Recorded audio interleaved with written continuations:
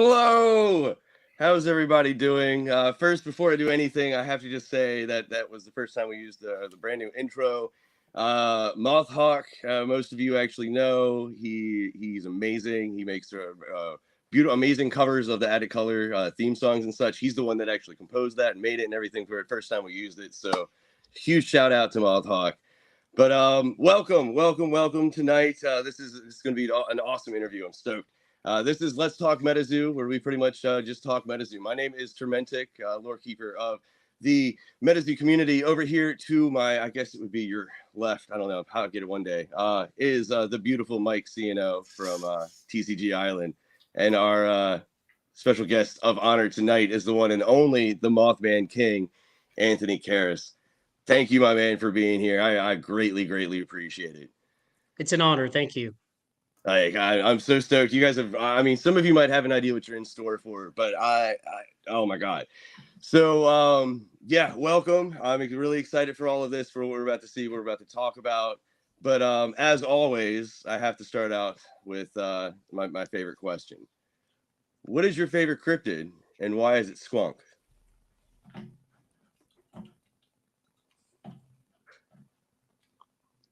For me? Yeah. Yes, that's you. Yeah. That's all you, man. Well, Squonk. Wow. I feel like it's everybody else's favorite. I have no comment to that. I feel like so many other players and collectors have already claimed it. I can't claim it. Who do you claim? The obviously Mothman. And then my favorite is Bigfoot, Bigfoot collector. So. All right.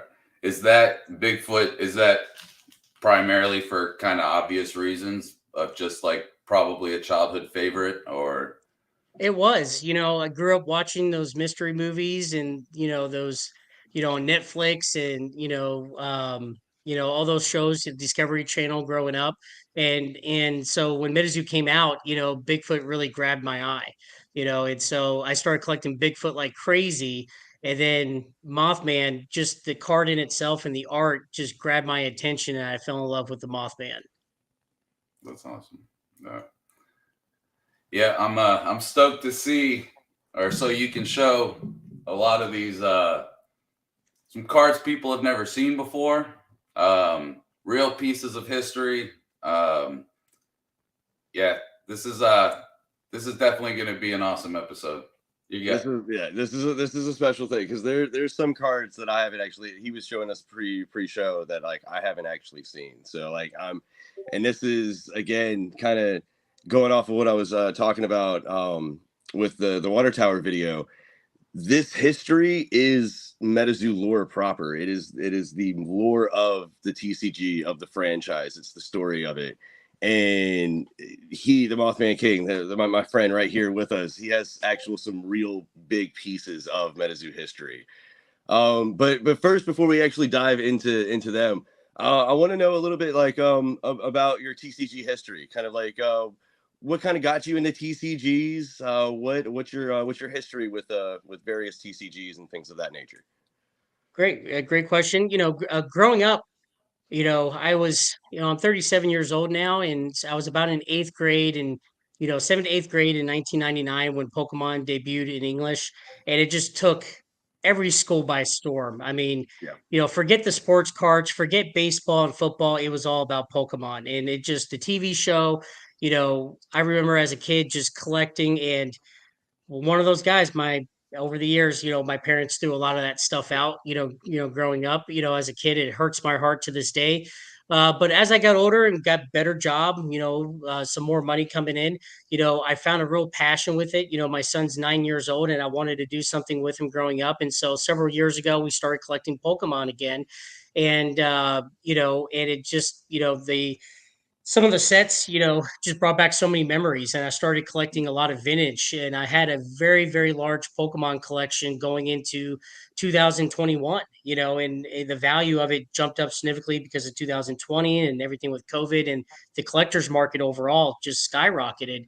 And so I was able to do a lot of videos. I did a lot of Steve Aoki and Lord Rush, Ryan Rush's collabs that they did there in Vegas, with Pokemon streams, and I joined every single one. I had the honor of meeting Steve Aoki in Houston a couple years ago because of it, and I was just collecting Pokemon like crazy. And then MetaZoo, Steve Aoki and Lord Rush, you were like, "Here's MetaZoo," and I was like, "Well, what's MetaZoo?" You know, and then all of a sudden, Bigfoot and Hopkinsville Goblin and these cryptids that I remember growing up as a kid and knew some of the stories. And even what I found interesting was the ones I didn't know, I was Googling. I wanted to know more about them. Where'd they come from? Who are they? And then Ghost Train, huge festivals, Mothman Festival, Frogman Festival. It blew my mind that there's tens of thousands of people in there that follow these, and there's real festivals going on. And it just took me by storm. The excitement. I'm even getting goosebumps thinking about it. Just the excitement, the lore. It overcame Pokemon. Within a year, I sold my entire collection of Pokemon. It's one of the reasons why I have a large sample collection and Kickstarter collection, because I was able to get a lot of funds to go pretty hardcore in MetaZoo in the collecting world. About 2 years ago, and I've been collecting ever since. I'm not, other than my son that's 9, I've not touched a Pokemon card except for selling it within the last 2 years. It's been incredible. Wow. See, you're the second person now that I've actually met that sold every single piece of Pokemon that they had for MetaZoo. Because when I interviewed Dean from MetaZoo Nation Australia, he said the exact thing. Like, as soon as he found MetaZoo, he sold everything Pokemon he had and then reinvested all of that right back into. I don't know if he got into the Kickstarter, but I know like Cryptid Nation 1 and other stuff like that. So like I think it's actually more common than people actually think. Because again, the Pokemon, because I had all of my cards from when I was a kid. I had my base Jungle Fossil complete sets, and then some Team Rocket and stuff like that when 2020 2021. And I remember being like, oh, I had no idea that it boomed as much as it had, because I gotten out of TCGs for so long. And I funded some of my early MetaZoo projects, or buying some of their like Cryptid Nation 1 and stuff like that from selling Pokemon. And that's honestly what I've been doing the last couple months now, is selling a lot of my vintage in order to buy more MetaZoo products, stuff for the channel, things like that. So it's an interesting trend I'm noticing. I feel like it is. I feel like a lot of people got that too, because even when CN1 first came out, just ripping the first pack and just almost the pack feel too. Like, but then when you got into the cards, there was just something, because Pokemon had been going, the boom had already happened, right? Everybody was going hard into it, and then all of a sudden, up pops MetaZoo, and I had somebody that kept pushing me, 3-4 months prior to CN1, they kept showing me pictures of samples and showing me different things, and I can't remember what was going on at the time. And then whenever I invested and grabbed a bunch of CN1 on the first release from Channel Fireball, and as soon as I started ripping it, I was like, oh, like Anthony said, about Pokemon, it went away, and I was like, I don't know what it is, but I freaking love this, man. So yeah, my favorite thing to do, honestly, at the shop, whenever I introduce somebody to MetaZoo, is I always walk over and I grab a booster box, or I'll grab a pack out of the booster box, and I'm like, just feel this. And every single time they pick it up and they're like, oh wow. And they like, there's a visible reaction to them, because it's like almost that nostalgic, like you said, that nostalgic feeling just hits them as soon as they actually rub that pen. They feel this.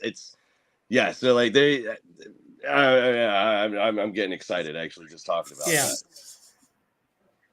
Yeah, I know, one of my favorite things lately to do is go to these, collecticons and these shows. And lately, I was really a silent collector. There's a lot of Pokemon collectors that knew who I was, and we kind of traded behind the scenes, but within MetaZoo, I really stayed quiet. One of the major things I knew as a collector and as an investor, the more that people saw my collection, I noticed when they were selling me cards, it was always a higher price than somebody I knew they were selling the same card to, and so it kind of hurt a little bit there, but I knew, because they're like, okay, this guy maybe he has money, he has a big collection, he'll pay more for it. And that's not truly, I play market or under market for a lot of the things I do, or bulk. Yeah, hey, let me get several cards and let's get a discount here.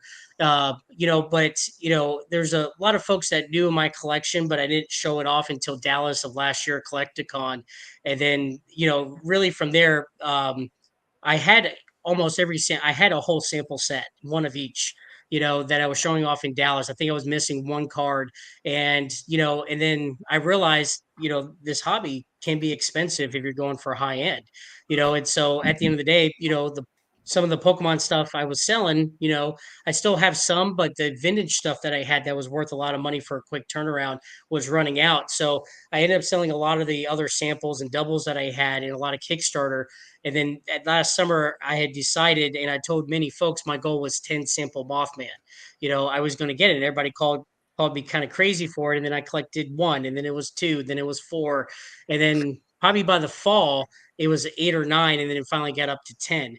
And then recently, within the last 4 or 5 months, because of the sample collections, especially the Mothman, there's been private investors, private collectors that are not known in the community privately message me and say, I want you to have this. And we've done trades behind the scenes, for other. Oh, we might have lost it for a second. Oh, no. To this day, I have 13 sample Mothman, and so it's been an incredible ride and incredible journey. Time out. You glitched out for a second, and then when you come back with, you have how many? So in total right now, I have 13. And for everybody, I'm sure everybody knows, or most. There's only 100, right? Samples were 100 printed, 100 print run.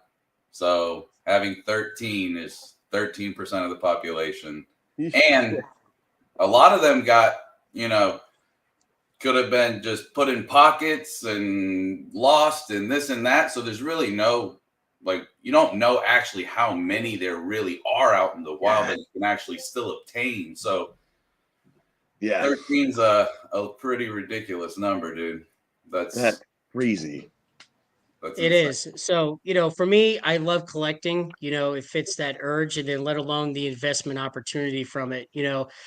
People ask me if I ever going to sell them. And, I've had people, hey, you got 13, let me have one. And I'm like, well, I'll sell something else, not the Mothman. And so, within some of the collector groups that I am in, it's kind of funny, a lot of them want to sample Mothman now. They're like, there's in the overall market, there's not that many. I would say in some of the research that I've done, there's only about 40 that are out there in the wild. I'm sure there's a few privately that are not being talked about, or in somebody's private collection not being shown off. But my true belief in talking to a lot of the early investors or collectors, a lot of them got thrown away. They were given out. They were given out as, in the fall of 2020, as Michael and Andy were trying to grow MetaZoo. They were giving them out at shows and different people, and a lot of people dismissed it, and they're probably kicking themselves in the butt now. I do know a lady, the CGC 10, that's on on heritage auctions right now. Lady found the pack that was given to her, ripped it, and it was a sample Mothman in there. She got it graded, and it was a 10. And it's going to be interesting to see what the market does there on that particular auction. I think it was a 21-day auction. I think there's at least 2 weeks left, I think, of that auction right now. So, so another one came up in the wild just this past week, CGC 10. So that's insane.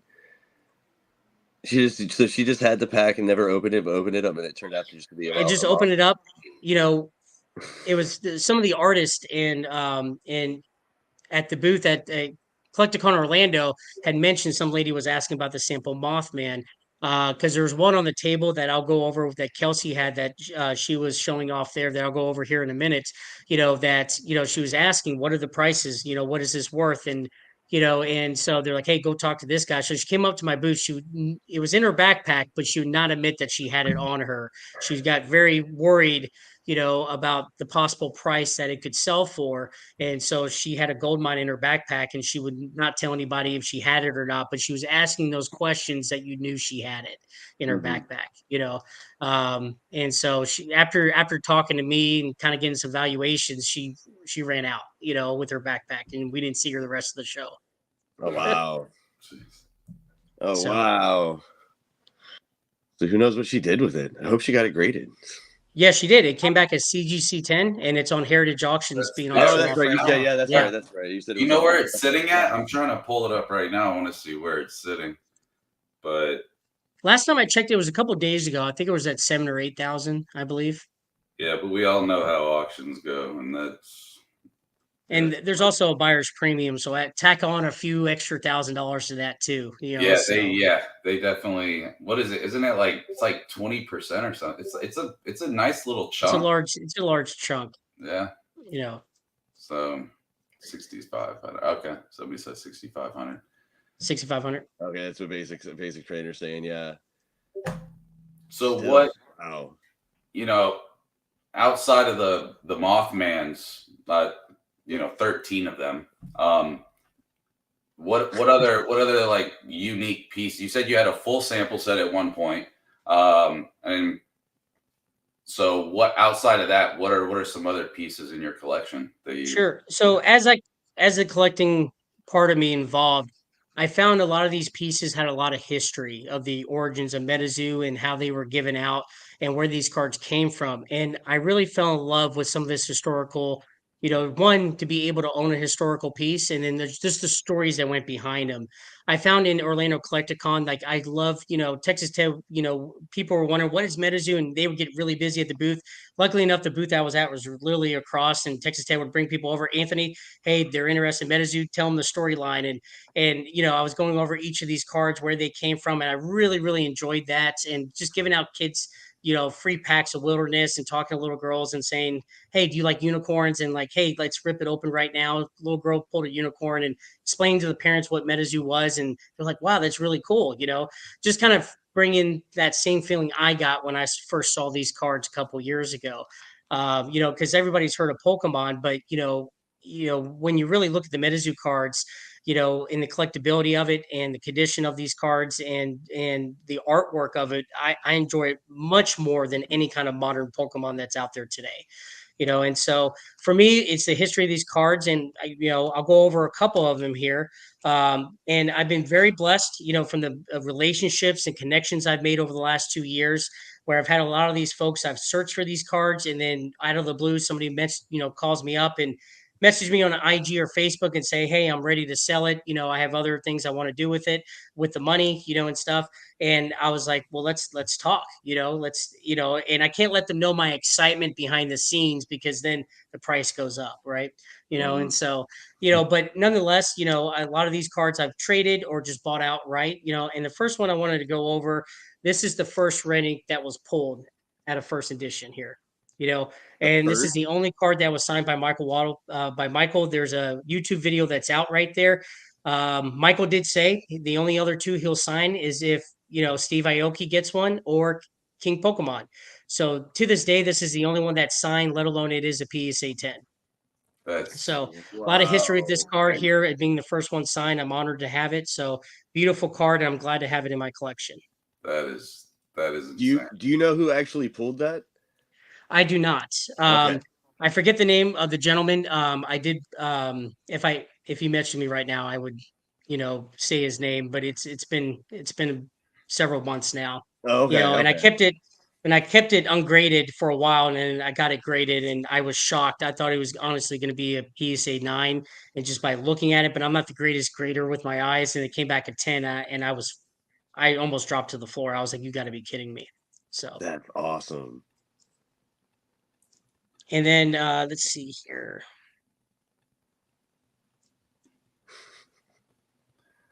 I'm like holding my breath and anticipation. Yeah. So this is another great. This is actually one of my favorite cards here. This is a MetaZoo Crafter medal here.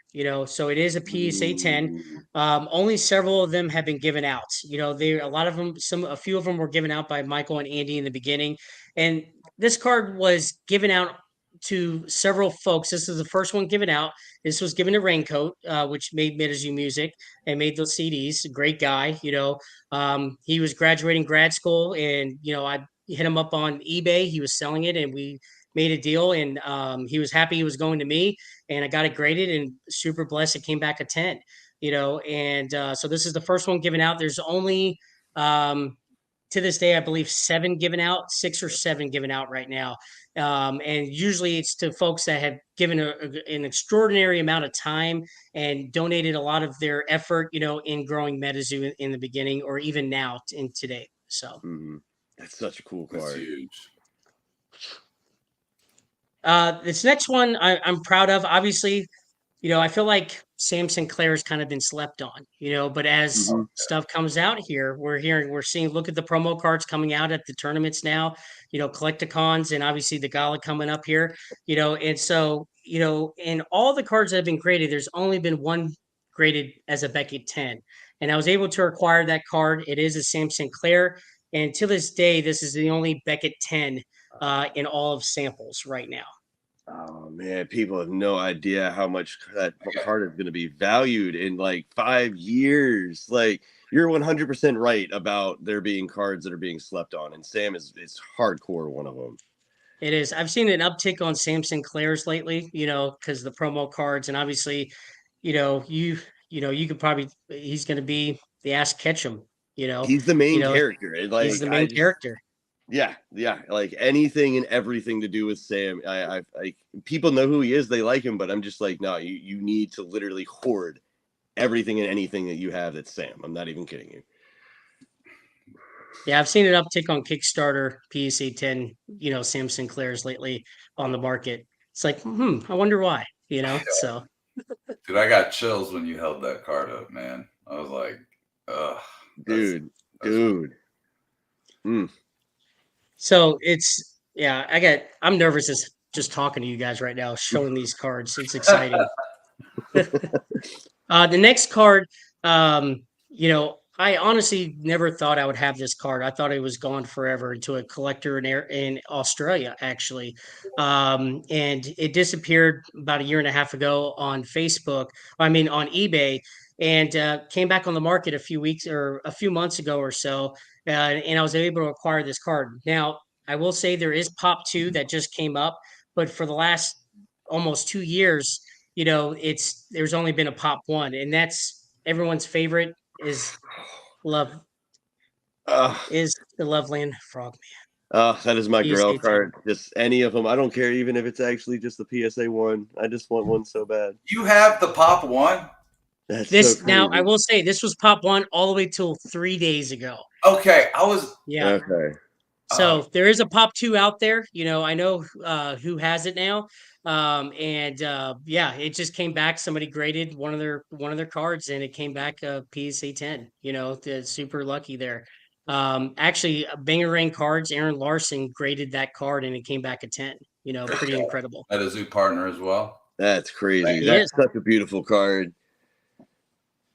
man. And see, that's the other crazy thing too, is that if you actually compare the Cryptid Nation one or the sample Loveland to all the other Loves, it's so different looking than how he's actually pictured in all the other ones as well too. And they're like, I don't know if they're ever going to reuse that art whatsoever too. So like that's like kind of talking more about like you were saying about like the lore and some of the stuff about MetaZoo. Like it's kind of cool to see the transition of like, look at how they showed Love in Cryptid Nation versus how they showed him in Seance, and like how they're showing him now with the streaming kits and stuff like that they're sending out. So I like the art progression. It adds a little bit more of a story to it as well too. Yeah. The next part here is it's going to be a Mothman. It was one of the first signed with the original Michael signature there. And it's dated 2020. I believe there's only 2 of these that were signed, by him, if I'm not mistaken. I could be wrong on that. This card, it had a major dent on it, and nobody really wanted it. There was a dent down here, and again, Aaron Larson with Bangerang Cards, he's a master at grading. He was able to get the dent out, and we sent it into PSA, and it came back a PSA 9. We were shocked, and so really excited about this one, and also to have Michael's signature on one of the original signatures, the OG one, on a sample card, if that. I don't know what to say. I'm just sitting here. Impressive. Yeah, man. That's That's like, I love how every single one of these cards that you're showing us has some sort of a story to it. Like that's so I love that. I really do. And so we're going to the big one here. Obviously, the PSA 10 Mothman here, the ultimate, Grail. There is one that is my personal favorite. I'll show second here. And so this one, I thought this was out of my reach forever here, and stuff. The collectors that own these, a lot of them were big sports card collectors, and they were going for a lot of money. At right now, there's only 4 PSA 10s in the world, and so luckily enough, I made a bulk deal, was able to acquire this card. This, I believe, was either the second piece, I believe the second one that was graded a PSA 10. Oh wow. That's crazy. It's insane. And for right now, too, there's not been another PSA 10 graded since actually Argos Adam, graded his raw one that became a PSA 10 that became the Pop 4. So that was about a year ago, if I'm not mistaken. So it's been a year since any Mothman's been graded a 10 since then. Now, this next one I show you, it means a lot to me. I might be the owner of this card, but it's not my card. It's Kelsey's card, and I've told her this, she knows about it. So this card I'm about to show you here is probably the card that means the most to me. It is Kelsey's personal moth. That at the time, in the beginning, they didn't realize what was going to be the Charizard of the sets. It was a lot of the talk between the artists was Jersey Devil, Hopkinsville Goblin, or Mothman, and so when he became, and Kelsey wanted a Jersey Devil, Victor's, and then Victor wanted a Mothman, so they traded, and she sketched the card, said "Love you, Victor" on it, signed it. Obviously, with Victor leaving as the art director, MetaZoo didn't mean as much to him, and he has other adventures he's going off to. And I hit him up one day in the fall, and I was like, "Hey, I need this card. I at everything that's out there in the world, I need this card." And so I was able to acquire it, work out a deal with him, and got it graded. It did come back an 8. It came back a 4 to me. It didn't care, I just wanted the card protected. And at Orlando Collecticon, I showed Kelsey and just her excitement of seeing her card, as the Mothman mom, and stuff, and her having it there. I let her have it the whole day. It meant a lot to me. It meant a lot to her, Yeah, Amazing. that's well, literally, like, this is one of my favorite cards in my collection. I got her, like, Yeah. I feel that See, completely. Kelsey just said here she still has the Jersey Devil sample that Vic gave her. Oh, that's so awesome, yeah. Kelsey. That's so awesome.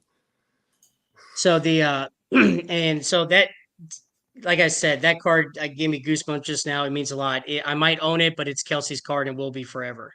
So it means a lot to me. And so that's for me, that's the ultimate Grail card that I have. Even though I own a PSA 10, and technically that's probably worth more. But to me, the value of this is I would sell everything else before I ever sold that card. So those are I have a lot of other stuff, but that's the major stuff with the stories I have of the major grails that I own. Like right now I'm kind of on a thing to collect PSA 10 samples. I have, Hopkinsville Goblin, Headless Horseman, the Grim Reaper, Indrid, and so I just picked up another PSA 10 Simpson Claire just today, actually, earlier today. And so, for right now, I know there's a lot of collectors or quote unquote investors that have left, but for me, I've played with crypto. I've played with Pokemon. As an investor and as a collector, and especially of art now, it's prices go up and down. And so in every market across the board, prices are down. The housing market's down, stocks are down, crypto's down, and I think sometimes we get very emotional as investors or collectors, and so we see value in something we put a lot of money in or time into, and so even though it means a lot to them, they sell off, at a huge loss, and then they go online and they want to complain, but if you're disciplined and you really love this game and you really love to collect this game and you see the future of it, and if you're able to buy more, average your cost down, but that's the biggest thing I think of TCGs is that if you're an investor, you have to have the love of the TCG. You can't just do it to get into it. And yes, there's flippers out there, and there's some that do an amazing job of doing it. As an investor, for me, I'm more of a long term guy. I like to gamble, and also too is I just love MetaZoo, so it fits my whole aspect of gambling, and spending money. The community, I think, more by itself has been amazing. The Pokemon community is great. I've met many friends, but the MetaZoo community is really defensive over each other. The groups that I am in, people help each other, and stuff.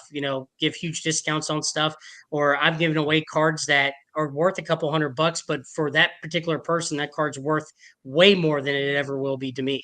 And so it's a really interesting community, in the fact that I absolutely enjoy it and love it. And I do have folks that call me quite a bit and say, "Hey, what's your thoughts on it?" I'm like, "Well, I'm in it for the long haul." And I'm excited about it too. So I wanted to ask actually, like, what are some of the things that get you excited for investing, like investing or buying the particular things that you think are actually going to be hot in the years? Like, what is it about MetaZoo that you actually see in the future? They especially, going into the springtime here, for a TCG to do well long term, it has to have a player base. I'm not a player myself. I have had, Caster Society. I live in Austin, Texas too, and those guys have been great. Invited me out there. I played with my son, learned how to play with the gentleman out there, and so that was really exciting. I played Pokemon as a kid. It's a relatively easy game, compared to MetaZoo, but I really enjoyed the gameplay of it, even though I'm more of a collector. And just for me now as a collector is watching the players, what cards are important. I'll give you an example here. Red inks have not been on the player's mind. Well, when Water Tower came up, I had several players hit me up because they knew I had several red inks that I had collected.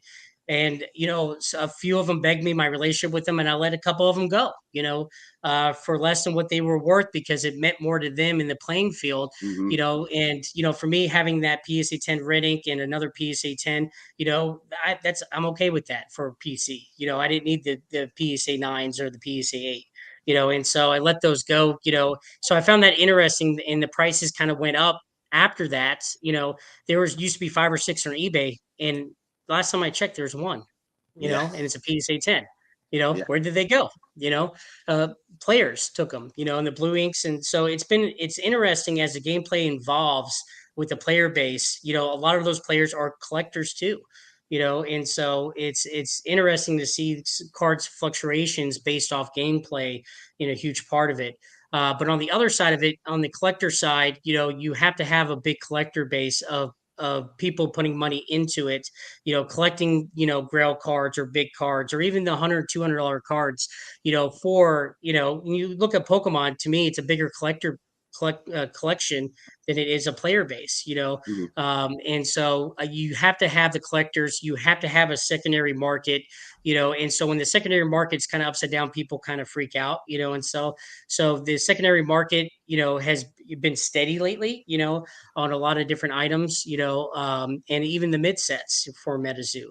And the artwork, Andy's done a great job of production of the artwork with the artist, there. I don't think I've ever looked at a card and be like, that's disgusting or that's terrible. Every card is absolutely beautiful, and you can tell the detail that's gone into them, which is amazing, and so for long term, as MetaZoo goes overseas and the different sets that come out, I think I get more excited each set that comes out of just what's going to come out of it, and so that's the What do you exciting. think is actually going to happen once it actually goes overseas? Because that's something I'm really interested in, is once it actually hits like the Asian market. Because like the whole idea of them, because right now everything's only printed in English, and with them expanding it out to actually printing it in other languages, that in my eyes is the next step It in is. the expansion. And with it, with the islands, printing in Japanese, the Japanese market is that's where Nintendo's based. It has a huge market there, but within the Japanese culture, yeah, there's some that collect English versions of different TCGs or MetaZoo. I've sold stuff to in from Japan, or even in Asia, but the thing is, they want to see it in their language, in which completely understandable, and so with that being said, I think with the islands being printed in Japanese is going to bring a whole new wave of one investment, playability, excitement, and I think as it grows overseas, with different sets that come out, I think within the overall, English sets here in America, it's going to really increase the interest back into some of the collectors that have left. I know several collectors that were in it a long time that have been leaving lately, and they're not seeing the long-term aspect of it, Mhm. and so that's sometimes as an investor or even as a collector, you want to see, might not want to see big jumps, but you want to see at least a bit, a small increase year by year, and so even with a lot of the Mothman that I've bought on cards, I've paid a significant amount of money for them that are worth half the price or 25% of the price that I've paid. But for me, it's a long-term thing. I look at it, as an investor, as crypto. There's crypto that I have that is worth 10% of what I originally paid for it. But I know, I started getting into crypto in 2016, 2018 crash, and then this past year crash, it will go back up just like Mhm. the stock market does, but you have to learn patience and not get too emotional if you're going to be in the investor and collector side. And the investors and collectors that believe in MetaZoo long term that are still collecting, and I know many of them, they have that same belief factor, that yes, they buy a card and it's worth less now, but it doesn't matter because we're looking at the 10-year factor, 5, 10-year factor from now. So it doesn't matter what we paid for it a year ago or 6 months ago. We're looking at what it could be worth 5, 10 years from now. Well, it's Basically more of a delayed gratification. Mhm. Like you're not. There's people because that's when there was a huge rise in the beginning with Crypto Nation One. When the box prices went from 100 to 350 to 500 to 800 to even 1,000, right? So and you saw a lot of other people coming, but it's because they saw the potential flip, Mhm. like everybody was doing during coronavirus. So during COVID. So and then when the market kind of settled out a little bit more, you saw the people that were only in it for the money kind of run real quick, right? And just jump onto whatever else was would line their pockets the best, right?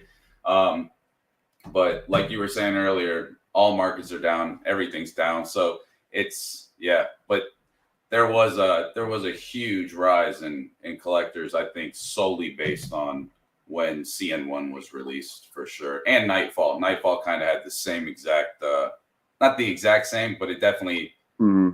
boxes were going for what on average 240, 240, 260, yeah, something like that. something like that. Yeah. Hasbar actually brought up a good point, though, too, that he's saying that it's easy to forget that MetaZoo has spent almost its entire existence in a down market and still done remarkably well. And that's true because MetaZoo actually, at the end of last year, they released well, I don't want to say they released their books fully, but they actually said how much cash they had on hand and everything like that. Like they were actually very transparent. And even though the entire market across the board, and I mean, like that's the great thing actually working where I do is we don't focus just on MetaZoo. It's also Magic and Pokemon and comics and Funko Pops and retro video games, and so like you can see across the board how everything is still down. I mean, it's like we talked about. I can't remember if it was last week or if it was the week before, but I mean, the entire economy, the global economy, is still trying to ratchet up to what it was pre-COVID, and it's going to take a couple years for us to get back up to that level. And so like what Hasbar was saying, it is very impressive that not only did like MetaZoo actually start in the middle of a pandemic in essence, but also it has continued to survive. It has actually continued to grow. The player base, the community itself has grown, and on top of it too, some of the other TCGs that popped up when like you were talking about where it was all about just the quick flip it, like flip it to make money. Some of those TCGs actually don't exist anymore. I mean, we're only 3 years from like when MetaZoo first came out, but I don't. That's still impressive. That's actually still impressive, I think. Yeah. I mean, Yeah, people have to keep in mind, MetaZoo is a young company. There's going to be mistakes that have made. They have a handful of people working for them. I think the biggest thing is be patient as things are being worked out. There's a huge player base still. A big collector base in MetaZoo. Let alone the idea of the cryptids and the lore is just it's a continuous story. And you look at other TCGs that are out there, not comparable to Pokemon. Where's the story at? Like, yeah, Mhm. there's a story, but it's not fun like it was when we were kids. It's just not. And so the continuation, I know for me, is the lore and learning about these other cards and these cryptids that are coming out that are across the world that I had no idea about. I know one of my favorites, the Loch Ness Monster. I can't wait till we go to England. Right. I can't wait. Like that's that's one of the biggest icons of cryptids that are out there. And so and going back into the Japanese, you see within Pokemon, a lot of US buyers are starting to buy Japanese, sets of Pokemon. And Mhm. so I think with the islands coming out, that's going to be a huge opportunity, for collectors and investors and even players that collect, with collecting MetaZoo. So I'm really excited about the island set and let alone War. I think everyone's excited about War. Oh yeah. I War's think, gonna be crazy. yeah, and obviously bringing back the Mothman, I can't explain it, so Mhm. um, Yeah. it's exciting.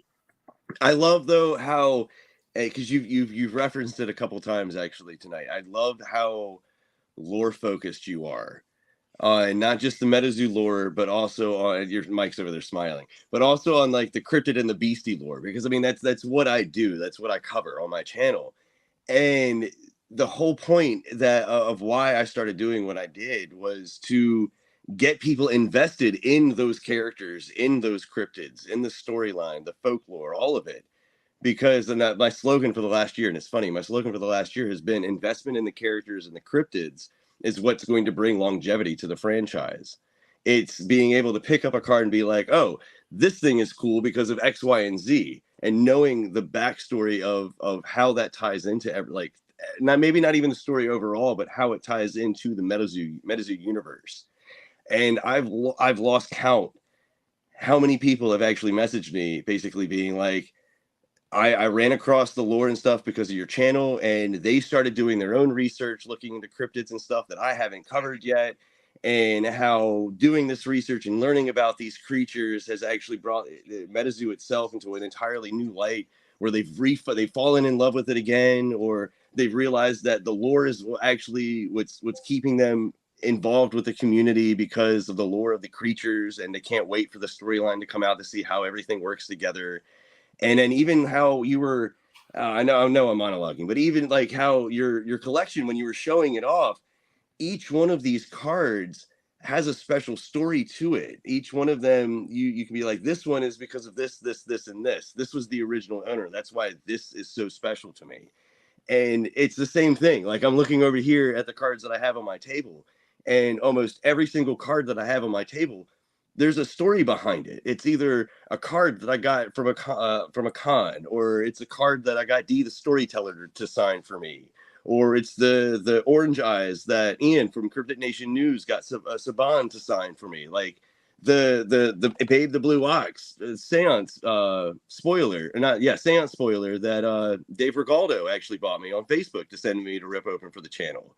Like, and it's that, like, that's again going back to the water tower video, how talking about how being at the first water tower, experiencing that moment, and not just the moment of Sean winning, but the experience of the tower itself.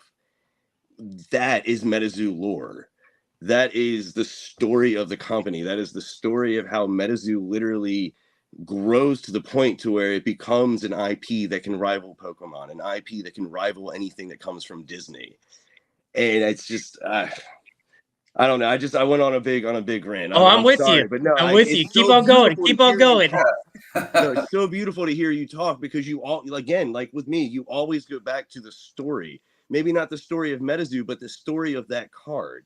The story of the, what's her name, Marie Kondo, that sparks joy. Why what you do and what you collect sparks joy, and I can tell that from the way that you talk about this.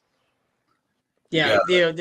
I enjoy, there's a lot of my friends have gone back to Pokemon, but there's a lot of us, that have sold all of our, Magic, Yu-Gi-Oh, Pokemon, and so and it's exciting, it's the community, the lore, the collecting, to me, I have way more fun doing it than I ever did with Pokemon. You know, I just do. It gives me goosebumps. Just I swear every time I talk about it.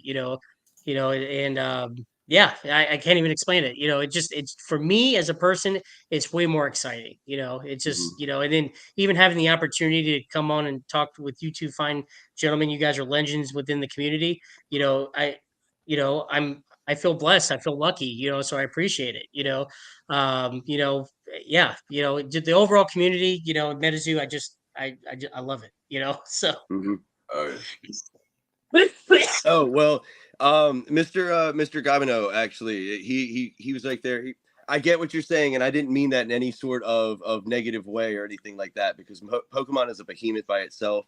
Pokemon has its own story. It has its own creatures, and I meant to actually put it up at that level of respect, if you will, because there have been tons of people in the community that have said something X, Y, or Z about MetaZoo, and a lot of times when they're trying to make some sort of critique or criticism, they compare them to like Wizards of the Coast, or they compare them to like to Disney or some other bigger behemoth of a company like that have been around for decades. And I've always said that I'm super impressed that people compare MetaZoo, this company that's been around for 2 or 3 years, to, like I said, these behemoths of the industry. And so maybe rival was maybe the wrong word, but it definitely will be something that can stand at that same caliber of awareness and global brand, in my opinion.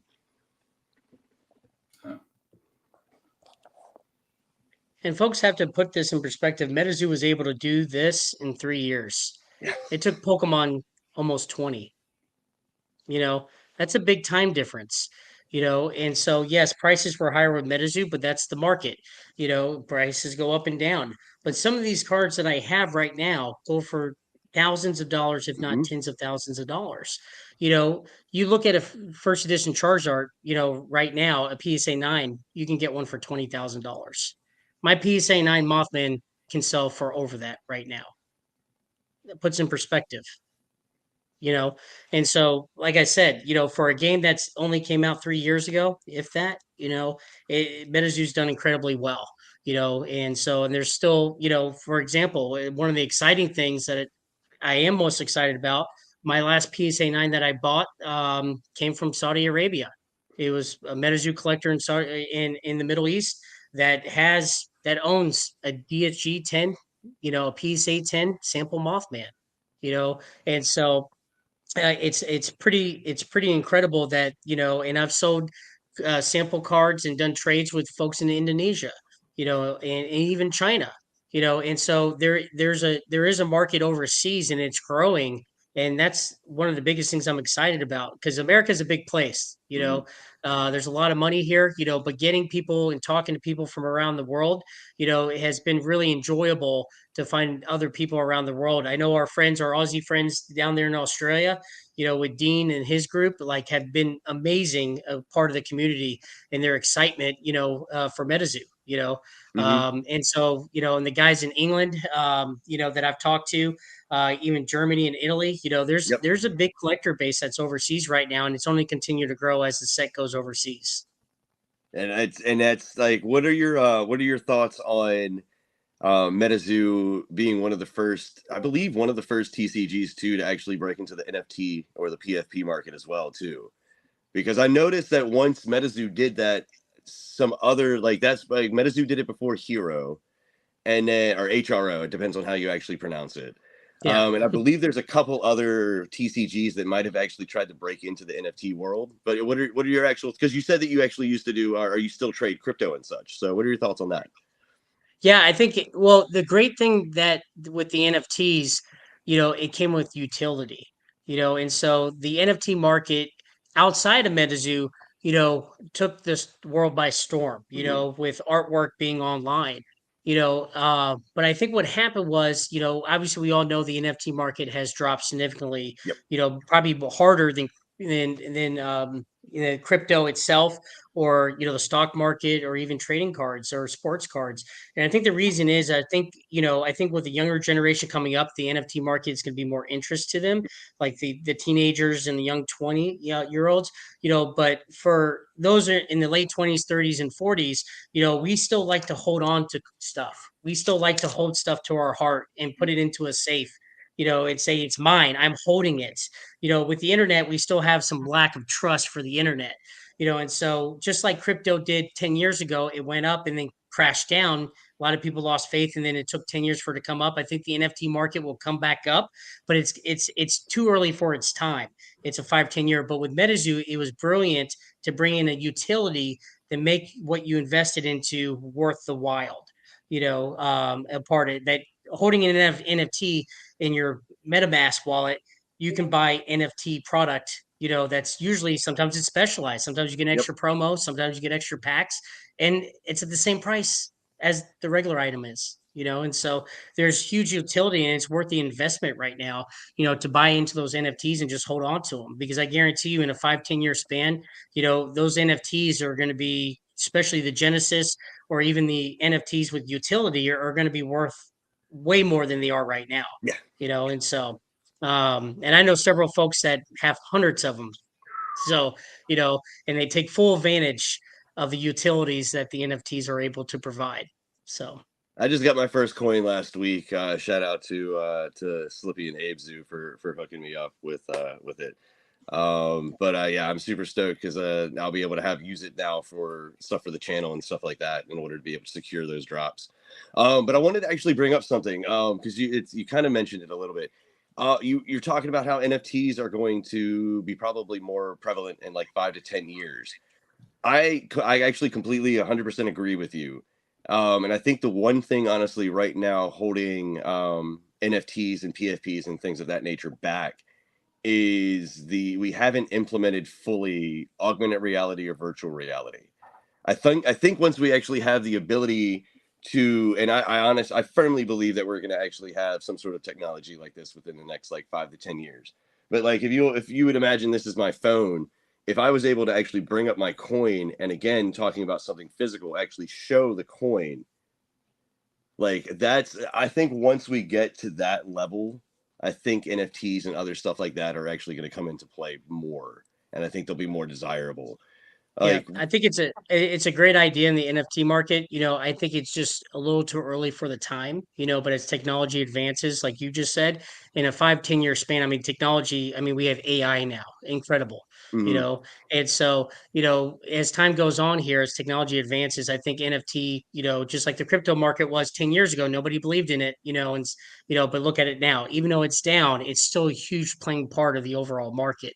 I think with NFTs just coming out a couple years ago, it's going to be a huge part of the market in a 5 to 10 year span.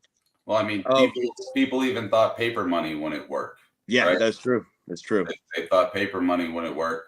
And I mean, honestly, if you just look at the trend that everything's going digital, it's why not the currency, So Hmm. I think, and I mean, a lot of people will say, I don't understand NFTs, why, they don't make any sense to me. And the best way to explain it is it's like you're paying for a membership.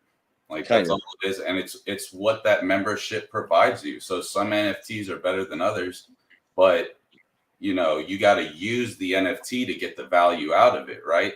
So it's like you could go and buy a gym membership, but if you don't go, you're not going to get anything out of it, right? So if you buy the NFT, you need to utilize it. Yep. And you actually get something back for that. So I think they even talked about making like Super Bowl tickets NFTs. So then, a lot of people collect those kind of things now too, right? So now not only does it get you like entry into a Super Bowl, but now you also already have it as a collectible on your phone. So now Mm. you can easily put it on OpenSea or whatever, and people can. I think that's the easiest way to explain it is just Yeah. a membership. It's a membership. That's the way. I saw somebody earlier in the interview actually ask, "What are your thoughts, Anthony, on the Aoki 1 of 1 NFT, the They Mothman?" I think it's amazing. You know, if I had the money to pay for it, you know, I would certainly buy it. That's for sure.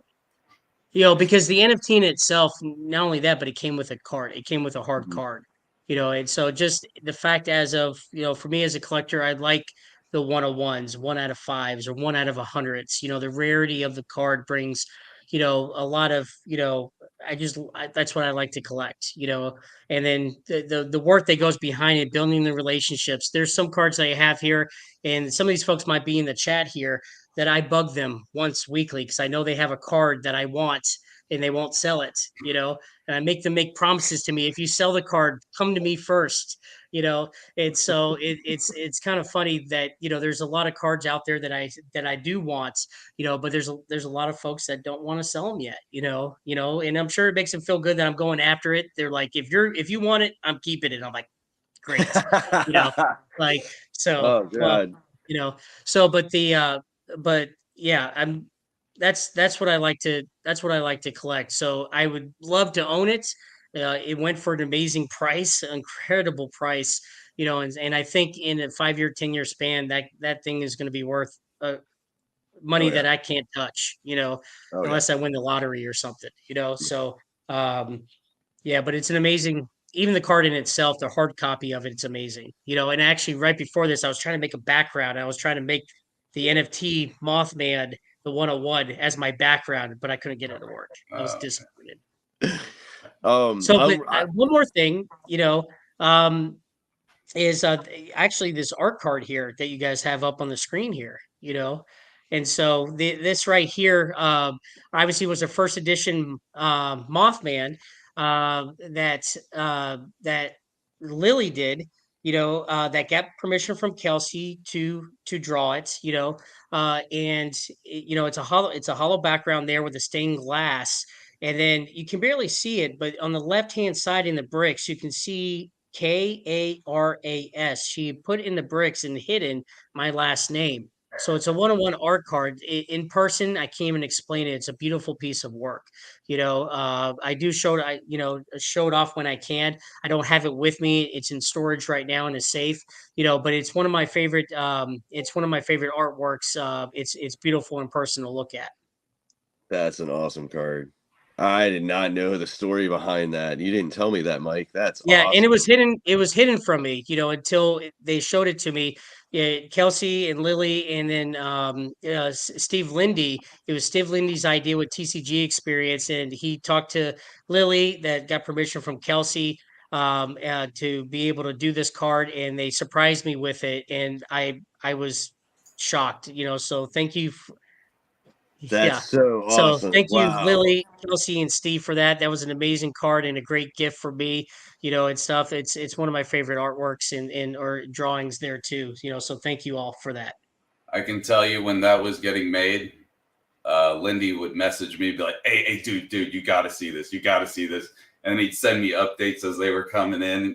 He was so, dude, he was so excited to get that made for you, man. I was like, dude, How long did that take, Lily? If you're still here, how long did that actually take to do?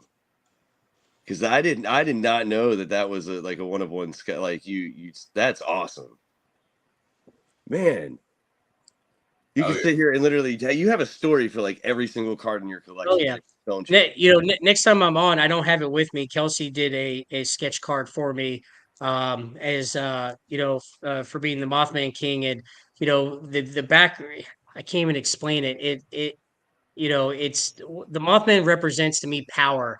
It represents, you know, darkness. It represents, you know, it represents different things for different people. For me, as being, you know, the Grail of the sets, you know, the king, you know, and stuff. It's a powerful cryptid. It's power. You know, I can't even explain it right now. It just power, you know, just Yeah, damn power, right? In the background with the city lights, you know, that Kelsey did. I don't have. I wish I could show it. It was amazing. You know, it was moth. You know, and it had the original concept of like the sample and Kickstarter first edition Mothman too.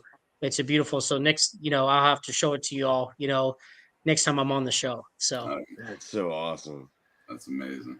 Oh, And another thing too, before, you know, too, is for me, I've gotten really big into art cards. And not so much art cards, but sketch cards. I was really not a big sketch and art card before MetaZoo, but some of the work and Lily and Kelsey can probably speak on this. There's a group of us that were at the in Orlando, and they were doing some one-on-ones up there and drawing some sketch cards, and our faces were just drooling, on the ground. And they're like, look at these grown ass men, drooling over, art, and it was just like the Lily and Kelly, like, are y'all being for over? Like, yes, like this, like, there's a group of us of collectors that we are just, the way this art is done on these sketch cards and the time that it gets put into it, it's just unbelievable. It excites us, and especially me, and stuff. So Kelsey's done, Lily did this one right here. Kelsey's done one for me, and they're absolutely amazing. So as I grow my Instagram of the Mothman King, because I kind of turned my personal Instagram into a MetaZoo thing, and so a lot of people are like, "What are you doing?" So it was good because a lot of people started asking, "What's MetaZoo?" So I got some folks into MetaZoo, but I've been kind of recommended by several people. I need to separate that from my personal, IG account now. And so the Mothman King, I'm going to be posting a lot of these cards over the next couple of months of these art cards, sketch cards, and a lot of these Grail cards that I do have. That's so awesome. All right, so to kind of segue from because most of, like you're just talking about like your art cards, they're like one of one. I wanted your thoughts on the PFP boxes that we're actually getting here soon. Like the one of ones or the one of tens, the one of 100s, like the 7 different hollows, the redeemables. Whether I mean we've heard that they're not just PFP redeemables, but also the NFT redeemables and such like that. So what are your thoughts on those boxes? I think it, as a collector, that's something we love to see. Numbered cards, 101s, 1 out of 5s, different type of work. And it's one of the reasons why I'm super excited about Topps Chrome coming out, because the refractors, like I'm so excited for Topps Chrome coming out. It's ridiculous, and because a lot of people in the TCG world as investors or collectors are also in sports. So when you can cross that market of sports and TCG world in any which shape or form, you bring in a new dynamic of collector into it. And so because as collectors, we want to hold rare cards. Yes, you have collectors that just want to hold pieces and collect a full set or a full set of something of Nightfall or First Edition or UFO. But then there's a huge group of folks like me that we fight over these cards. We want the 101, the 1 out of 5s, the refractors, the special hollow cards, like, and that helps the secondary market increase dramatically. And so yes, I'm sure everybody will like that card, but when those top end cards go up, those 101s, it brings the whole market up with it. And so because there's usually a percent, if those top end cards goes up, then the bottom end cards go up too, that may be worth a couple bucks or now worth $4 instead of $2. And so, or the $50 card that was last week is now worth 75 bucks. And so even though that doesn't seem much of a difference in the overall aspect, that's still a huge increase, into it. Oh yeah, no, that's huge, and I love too how you were talking about how it's across into almost two different genres where you have the MetaZoo hardcore collectors that are going to want it, but at the same time, it actually opens it up to a lot of the sports cards collector world because it's very similar to how some of those products are actually ran. Yeah, and so for those PFP boxes, I'm super excited about that to come out, and I think if I'm not mistaken, Topps Chrome actually starts getting delivered this next week, late next week and stuff. And so one thing I didn't talk about, I also like collecting sports. I'm a big NFL guy. Sunday, my wife, kids, we're sitting down watching football, and I'm a big college sports guy too. And so I went to University of Alabama, so I'm a big Roll Tide fan for all those out there. Mhm. So Roll Tide, but a lot of the players I followed throughout college and into the NFL. And so, Cowboys is my team, but I also go for other teams that have a lot of my favorite players and I like to collect their cards, and so, so that's something I do. So with Tops, it's really exciting as I'm bigger into MetaZoo collecting, that's really my passion. But with the sports, it's really exciting to see those two genres, collide with each other. I think Top Zero was great, but with Chrome, if you're a sports card guy like I am, Chrome is the top of the top when it comes to tops. The card quality, the refractors, all the different numbered cards is a whole different ball game than what we're used to with the original Top Zero, that came out, with CN1 and Wilderness and stuff.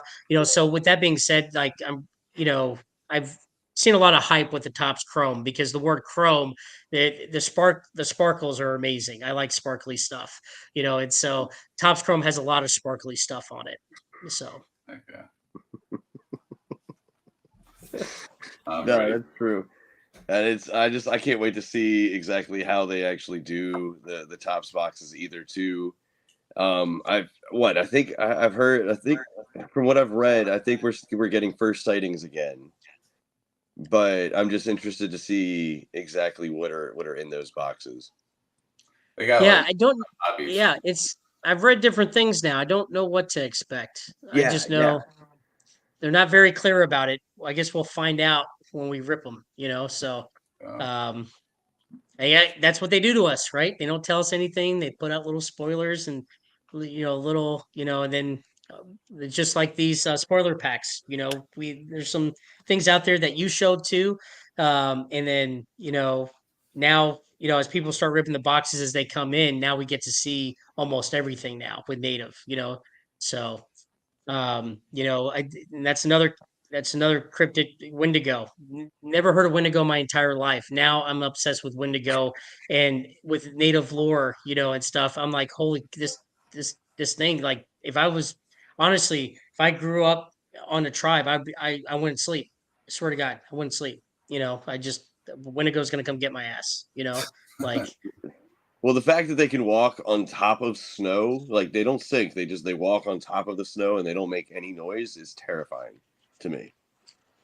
Because like I just in my head I envision running out of my house or whatever, and then just falling into like 2 or 3 feet of snow and trying to trudge along, walking as hard as I can, and then just this thing just walking behind, just walking on top of the snow, like terrifying, man. Yeah. So this is I didn't show this. I'll show you guys another treat here. So this is there's two of these done by Poncho, a sketch, sample Wendigo, and so I have one out of the two that was sketched by him, that was signed on a sample Wendigo card. So this is another favorite one too. Yeah, that is so how all right, so you all right, so do you have the full sample set, right? No, not Oh, okay. anymore. I did Okay. last summer, but I sold off a lot of those cards. I don't collect non-hollow samples anymore. Oh, okay. Those were all sold off, to feed my addiction into the Bigfoot. I have about 7 Bigfoot samples, and so I took a time out on those to go after the Mothmans. Because my belief is in a year or two, I'm not going to be able to touch these things. Not because I own them all, but because the price of them is going to go up, and so my goal was 10. It just so happened I have 13 now. It was kind of by mistake because I had a bunch of people hit me up that I couldn't pass up.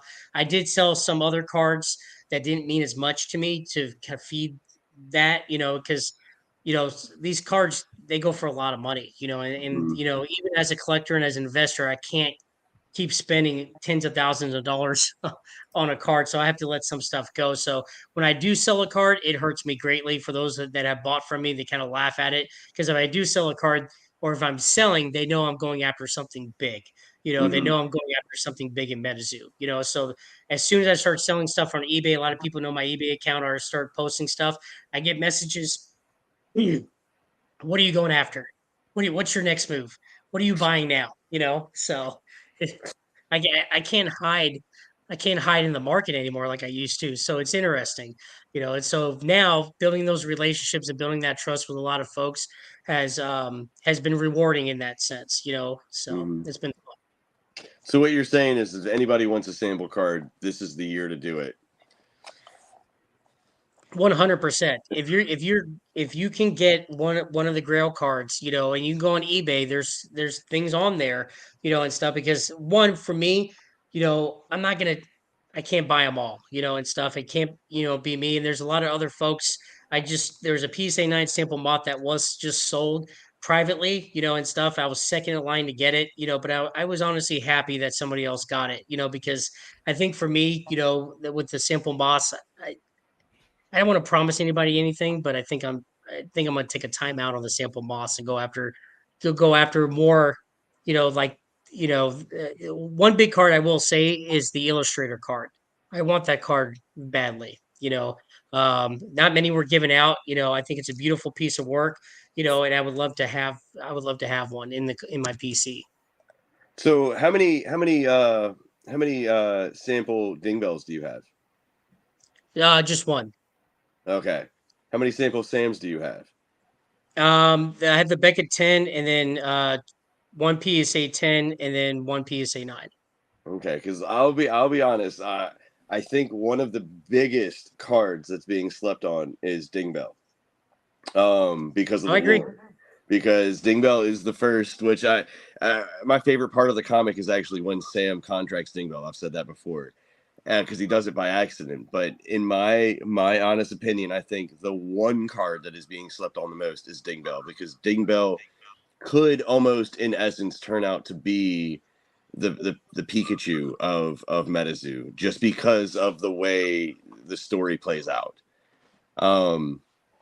And so yeah, and I know that Ding Bell's another fan favorite, but again, and that's the thing. Ding Bell is on so much different product too. Like all of the promos from, I believe, 2020. Like, yeah, it's just Ding Bell is all over the place, and so yeah, throwing that out there. Yeah, so the one ding bell I have is sketched and signed. And so that's definitely for PC. I did have more, but like I said, the sample Mothman collection, I had to sell a lot of my doubles and triples of certain cards to feed that addiction that I have with the sample Mothman. And so yes, I run a company, a few companies actually, but I can't draw money out of the company. The money is there in the company to take care of the company, not my MetaZoo addiction. So I have to maneuver money around, sell other stuff, and to feed the addiction that I have with these sample cards. I did see a question there. I think it did go away. It was about Kickstarter or samples, I believe. Yeah, it was from Wayward Caster. Right there. Do you only Gotcha. focus on samples and Kickstarter? That's a great question. So, with the samples, there's the certain samples I go after, but lately I've been going after, Mothman Kickstarter cards. On the pop report, one of the things I pay attention to as an investor and as a collector is pop reports. You can go on to Beckett and PSA and look; those are out there. I believe there's only I'm sure it's gone up since last couple of weeks I've looked, but there's 130, maybe a little bit over a PSA 10, sample Mothmans, Kickstarter.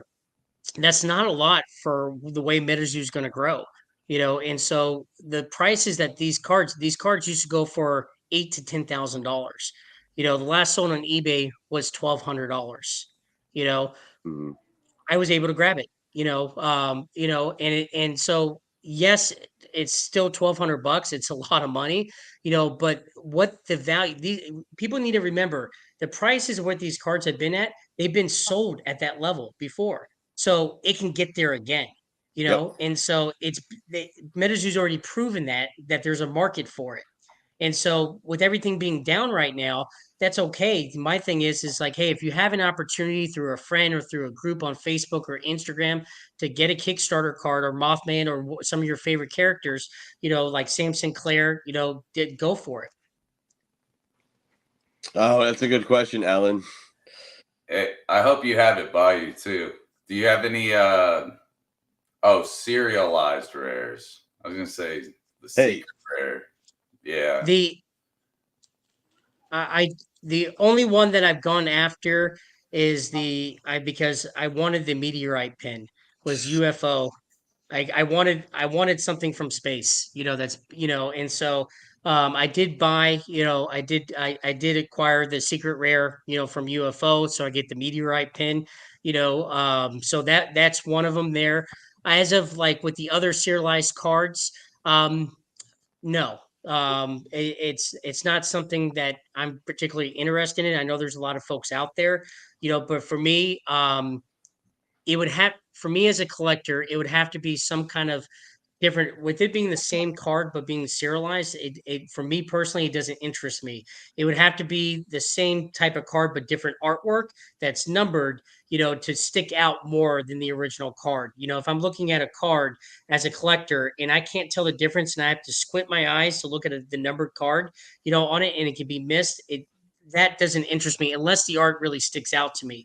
But as a normal card that's in a set, like UFO, um, you know, um, like UFO, or Seance, that and there's serialized cards in there, it's the same card that you can find, just open up a regular pack. So that for me as a collector, I know it doesn't interest me. Now, let me see if I do have it here. I think I so I say that, but with Wilderness, There you go. That's what I Green mean. Yeah. Man, Green Man is numbered, but you can't just open up a pack and find it, as of just a regular card, and so Green Man is its own card as a secret rare, but it's numbered. So in that fact, I do have it, and I do have the PSA 10 Green Man that's sampled 90 out of 100 here. Oh man, dude, So that's crazy. so for that, out of Wilderness, that was a chase card, that I really wanted, let alone it was a secret rare, so it's a card all by itself, and then it was numbered too, so Lindy actually was asking if you can tell us the story about how MetaZoo got the meteorite, if you were allowed to. what's that now? He said, "Are you able to tell them what Andy told us about how MetaZoo got the meteorite?"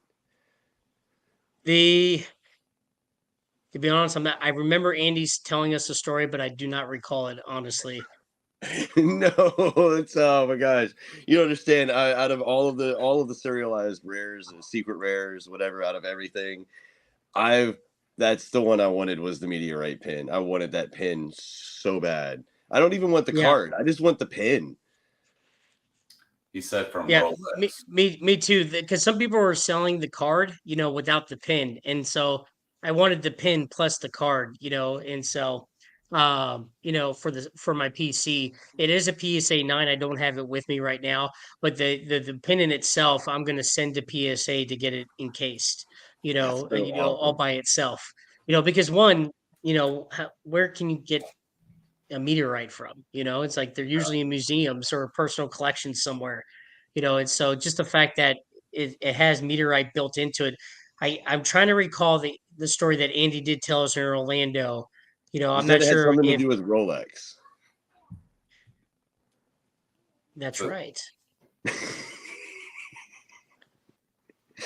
So, Steve, correct me if I'm wrong, but the part of the meteorite came from Rolex.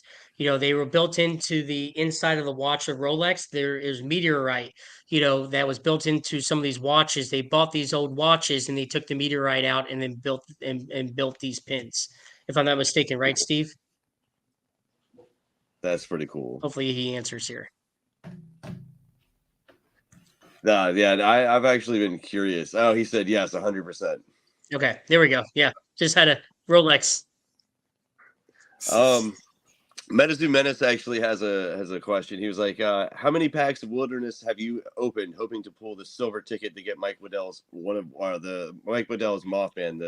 The I don't know what is it. What it's not the same. It's not sample. It's the a prototype. prototype. That's the word. Prototype. Prototype. Me personally, I know when I start something, I like to finish it, and so I've been tempted to go after it. I do have several cases of Wilderness in my PC that I look at it. So I actually put it into a back room, and stuff. So I stopped looking at it because anytime I passed it, there's a ticket in there, whether it's the golden ticket, the silver ticket, but that prototype, it's interesting. I have seen one, there's different versions of the prototype. But Gary King Pokemon has Mhm. showed me his prototype that he has. It's one of the original prototypes, and owning any type of prototype from the very beginning, whether it been in 2020 when even before they produce the sample cards, that is a piece I would like to own, and stuff as the history part of that card. Especially since I'm big into the history of cards, I definitely want to have one, but I have not opened personally went after it in a wilderness because I know I that's a lot of boxes, you know, Yeah. and so for me, I'd rather keep what I have sealed, and I put it away so I don't have to look at it because anytime I passed it, there could be a green man in there could be a ticket in there, and so it just I kept saying that every time I had them in my hallway stacked up, so I put them away so I don't think about it anymore. So now you got me thinking about it again. So thank you. No, I feel that. I stare at my Cryptid Nation 1 box. That's the only thing. I can't keep anything sealed. I have a really hard time keeping things sealed. Are you a So sealed collector? Do you have a big sealed collection? Very little though,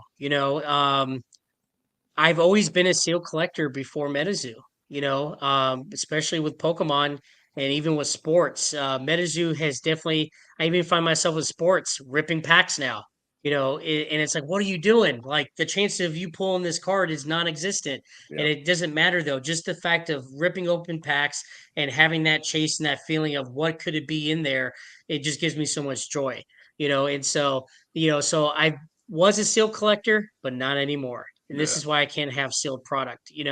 Now I do have sealed sample packs. I don't have them here. I've sealed original sample packs, Collecticon packs, Kickstarter packs, and I do have a sealed cellophane pack with that has the 4 sample non-hollows and a sample, hollow in the back, Oh, wow. and that's for PC collection. I do have a couple of the Halloween 2020 sample Halloween sealed packs. So those are for PC that, for me, they're sealed for the PC for the collection.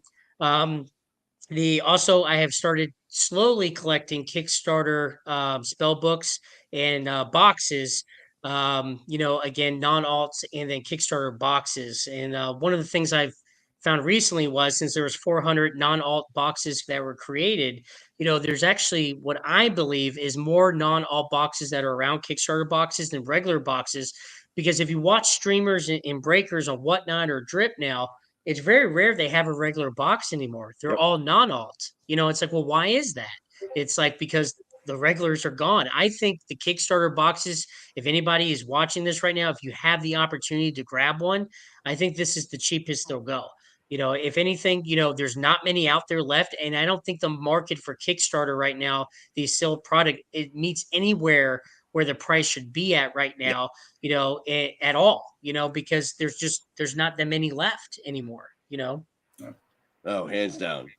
Hands down. Completely agree with you on that.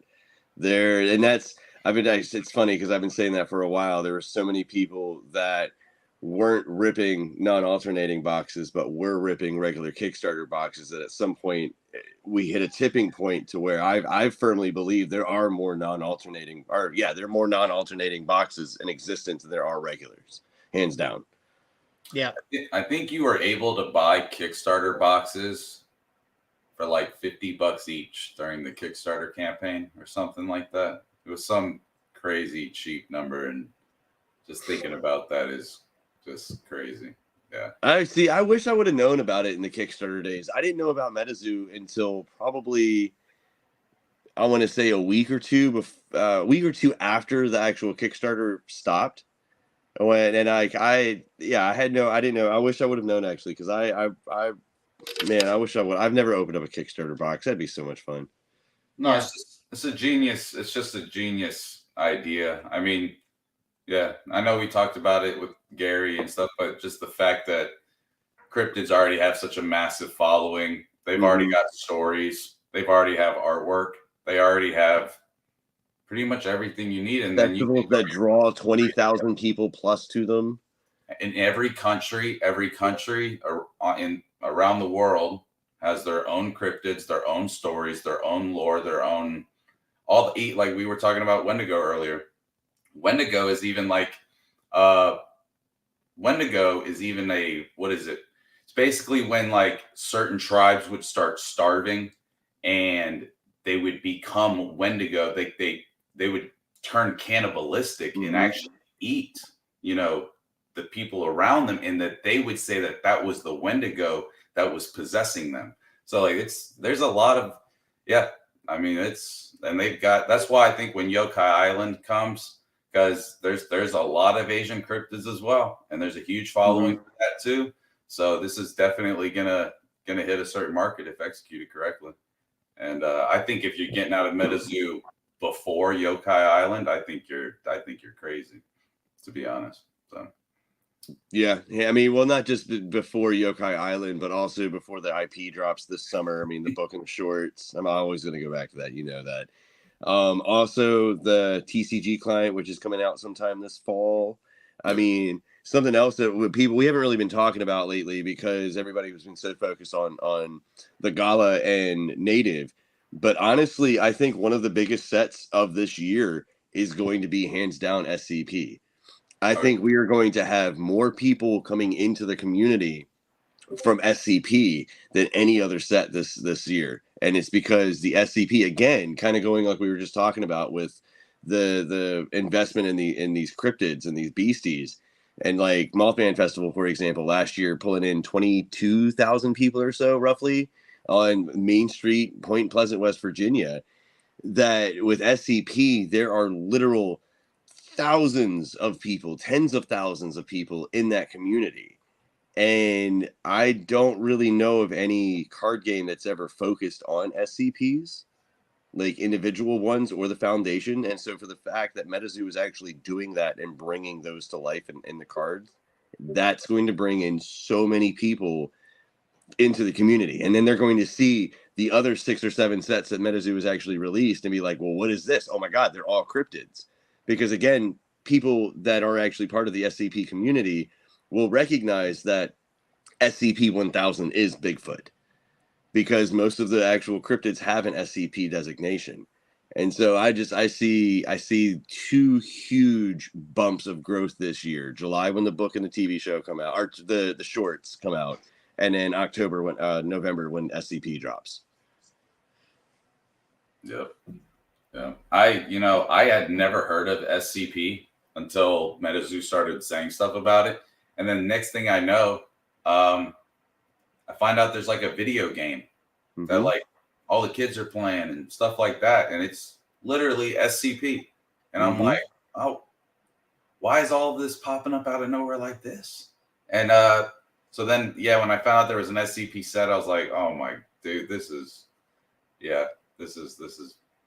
smart. You get the kids involved, you get the parents involved. Yep. You know. Yep. So it plays a big role. And then 20 years from now, when our kids are grown, what do they want to do with their kids? And so that's the kind of the evolution that I see MetaZoo long term.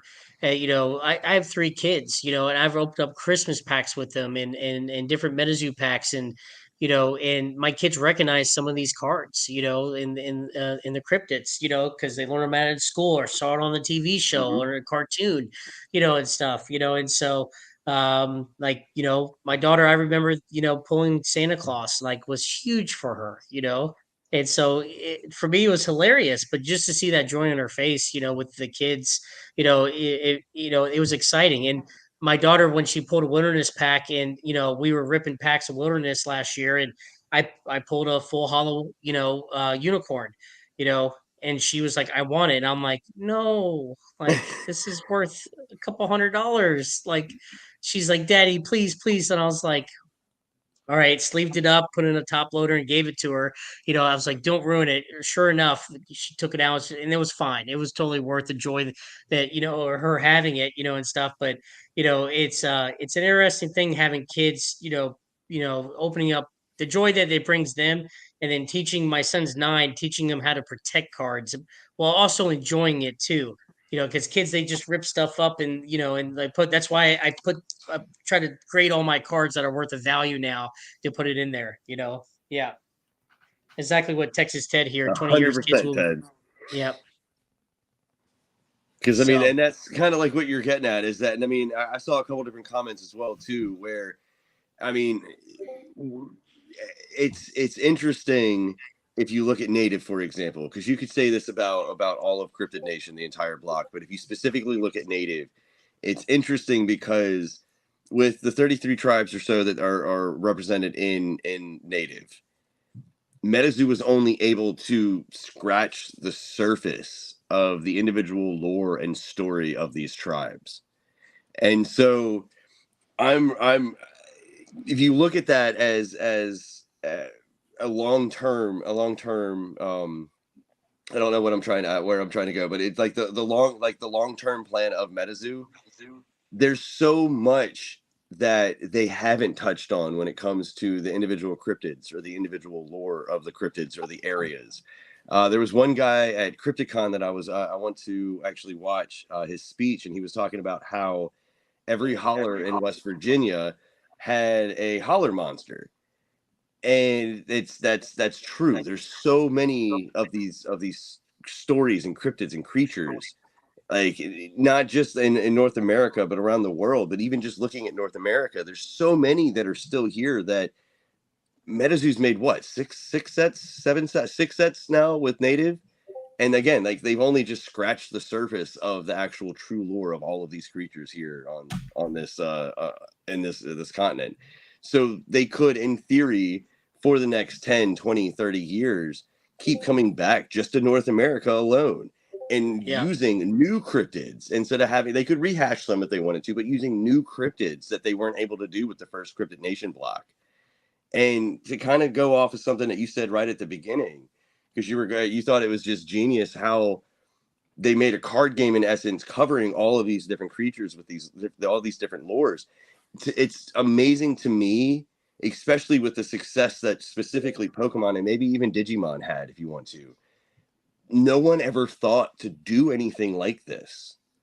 No one ever thought to take the cryptids and make a central storyline uniting them somehow with how you had do it or whatnot. And like it's interesting that it took like 25-30 years for somebody to really kind of put that together, because it's natural history. It's not something you have to make up. I saw a couple people in comments and they were talking about how you have to make up all of this stuff about Pokemon. You don't have to do that about the cryptids. Like they already have established lore.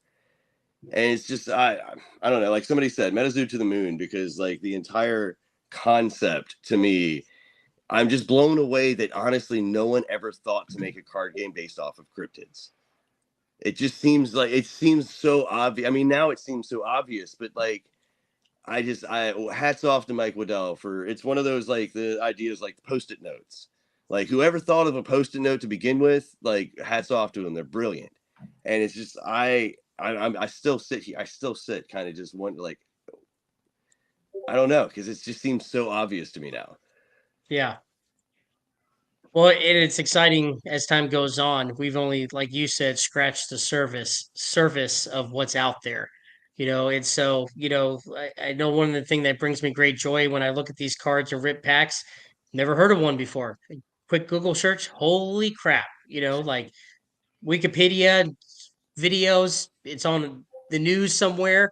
It's like I live in South Texas here, and forgive me, I can't say the word right. There's some people on here that know that I can't say that, and they'll probably make fun of me after the show.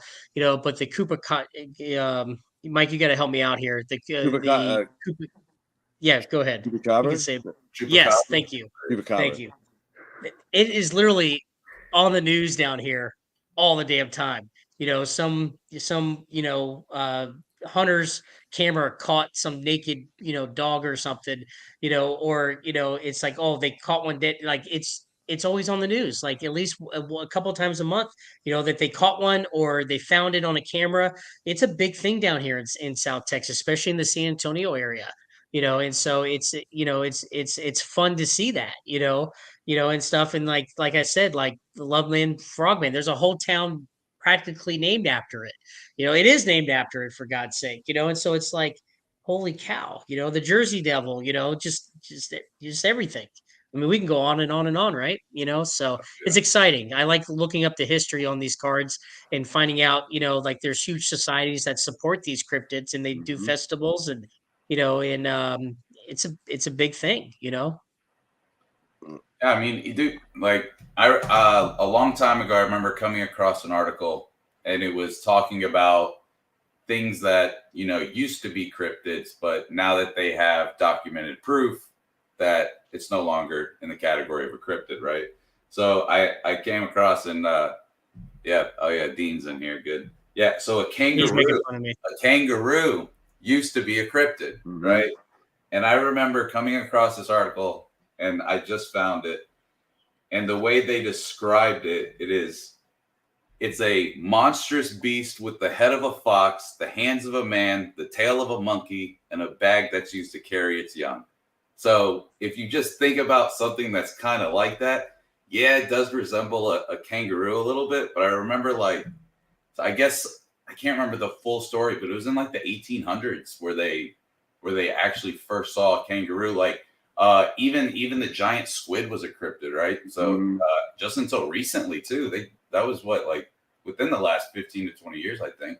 Something like that. Yeah, it's been a while. It had never been able to capture one on film or something like that. I remember, yeah. But I remember reading back, and I remember reading the kangaroo one, and it always, like, I don't know why that one just stuck with me. So, but where is it? Dang, Matt, golly. We got the Aussie boys in. Yeah, we do. I love that, man. Oh man. Yeah, shout out me, shout out Matt, all you guys, man. You guys are awesome. But so yeah, I love, like I said, I love how lore focused you are. I really do. Yeah, you know, it's all because of Bigfoot. We can thank Bigfoot for that, you know, and then, you know, then obviously the, you know, other cryptids that I recognized, and then I just found interest. I don't know what happened. Something just went off one day, and like I said, the joy that I have with MetaZoo is much far greater than anything else that I do collect. You know, I collect coins, I collect gold and silver, I collect a lot of different. I like to collect stuff. That's who I am. I've done it as a kid, you know, but to this day, you know, MetaZoo the last 2 years has really taken over any other collecting that I do on the side. You know, so it's just more fun. You know, and I really enjoy it. You know, and it's guys like you two that keep the community together and, you know, share the knowledge and share, you know, what you guys have learned, for the people, you know, for the people in the chat and the people that are out there, the community in itself. And that's what I think what makes MetaZoo so great at the end of the day, you know? Honestly, it is. It's the community. It's the idea that, again, I always stress this, that we're all literally at this point right now, pre-IP, very early stage of MetaZoo. We're all honestly in this together, to where the more we work together, the more we actually lift each other up, the easier and the better it will be to actually make this community even bigger and better, because the more eyes that actually see all the content that, like, I see Argos just popped in here, like all the content that the MetaZoo Nation guys over in Australia that they make with their podcast. I mean, the videos that Argos does, the stuff that Harley over at Epic Tube and Ian and the Rusty Ranger, and like so many great content creators. And the more that we actually work with each other and, like I said, lift each other up, I always say it, the more people will actually see not just the community, but what the franchise is, honestly. And the more eyes that we get onto the franchise, I mean, the longer MetaZoo will be around. I mean, that's really what it is. Like, it's the one thing that needs to be seen right now is MetaZoo just needs more eyes on it. And it's crazy because I've seen the exponential growth ever since New York Comic Con. It's picking up, like, week by week by week, month by month. Like, there are more people, there are more new people in the Discord. There are more new people actually joining, like, the TCG Island Facebook page. People interacting with me on, like, Instagram and stuff like that. Like, it's been really amazing to actually see how quickly this community has actually started to pick up steam. It is, and I'm excited for the Comic Cons this year.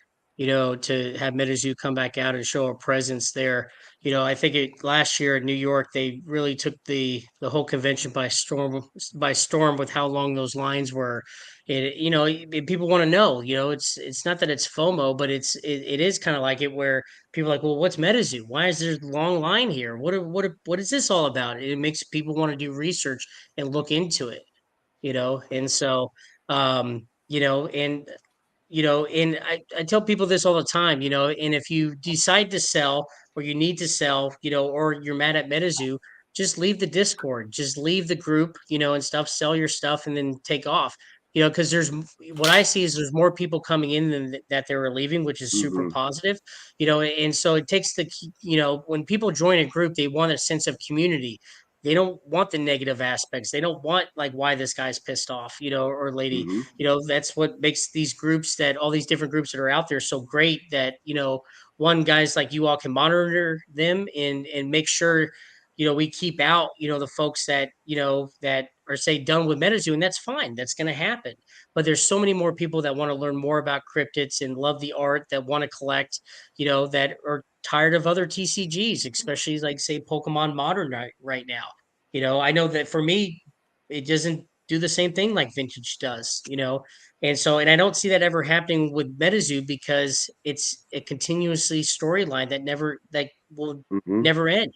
By the time we come back around again, whenever time that is, there'll be new stories to tell, new cryptids that are found, or not so much found, but that are created with different cultures, and stuff. There's so many traditions in small communities and small towns that we don't even know about, that a small town has been talking about a cryptid. It never made it out of the small town, but the town believes it.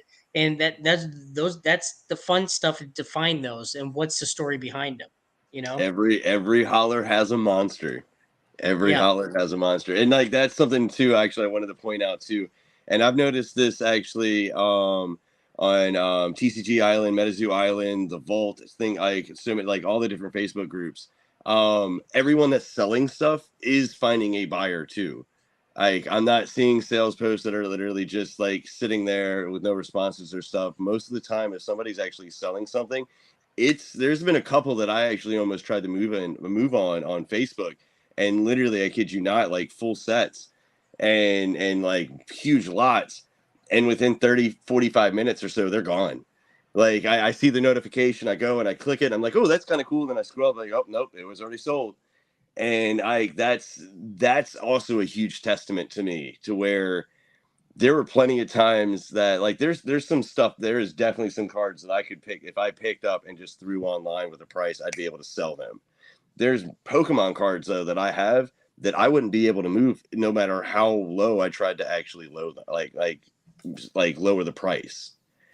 um and that's the secondary market with certain cards, in my opinion, that's one thing that had like overall price, I will say, has fluctuated hardcore, but there are definitely certain cards that have still retained ridiculous value. Oh, for sure. I know, just from speaking of my, the Mothman collection and the samples, you know, I'm not paid the same price for any one of them. One month it's this price, the next month it's comes to this price, and then it goes back up and down. And some of these, high level, it just on who's selling it and what price. It's when you have only a certain number of cards that are out there, it's whoever owns it, and then they're selling it for whatever they feel comfortable selling it for. And then there's the buyers. What are they willing to pay for it? And so it's their compromise. And if I'm not willing to pay that price, they don't sell it. They can drop price, or they put it back in their PC. And that's just the way some of these on the high end it works sometimes. But even at that, though, 3 years in a sample Mothman, at Raw, I've been seeing $78,000 right now. There's been quite a few of them that have been sold, privately, private sales. I wish I was involved in, but I wasn't. That's okay. Somebody else deserves them.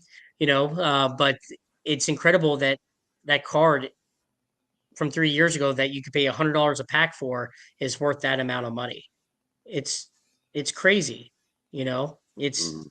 to me, that's just the a small piece of what it can be in the future. We're 3 years in here. I think, like I told you all earlier, I know it's a completely different game, but a lot of the people that are in here were in Magic or Yu-Gi-Oh or Pokemon as a kid, right? So for me, I look at the market and Pokemon within 3 years, Wizards of the Coast sold it to Nintendo. A Skyridge, which is one of the most popular, most expensive boxes that are out there, was one of the least produced.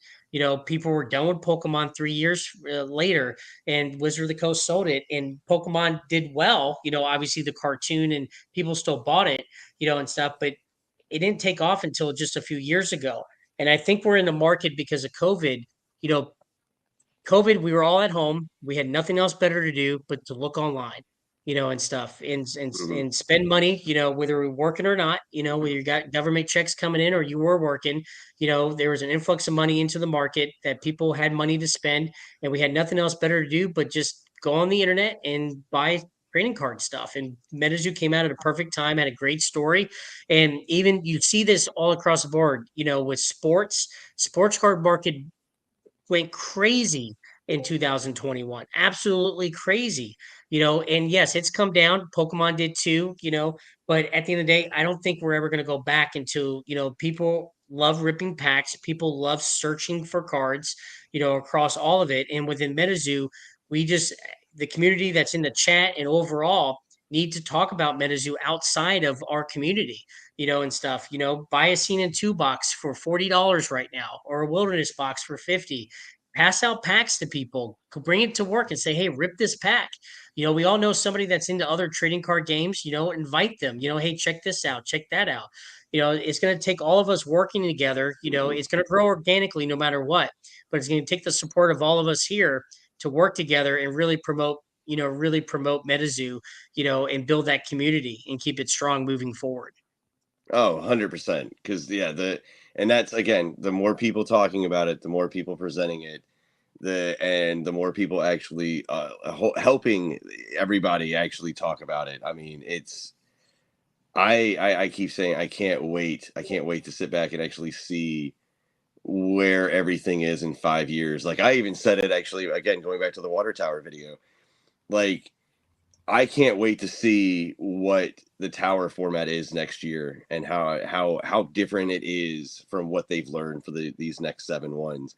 And that was something too I wanted to bring up too, is that we didn't even talk about the competitive aspect that's actually bringing in a lot of people as well too.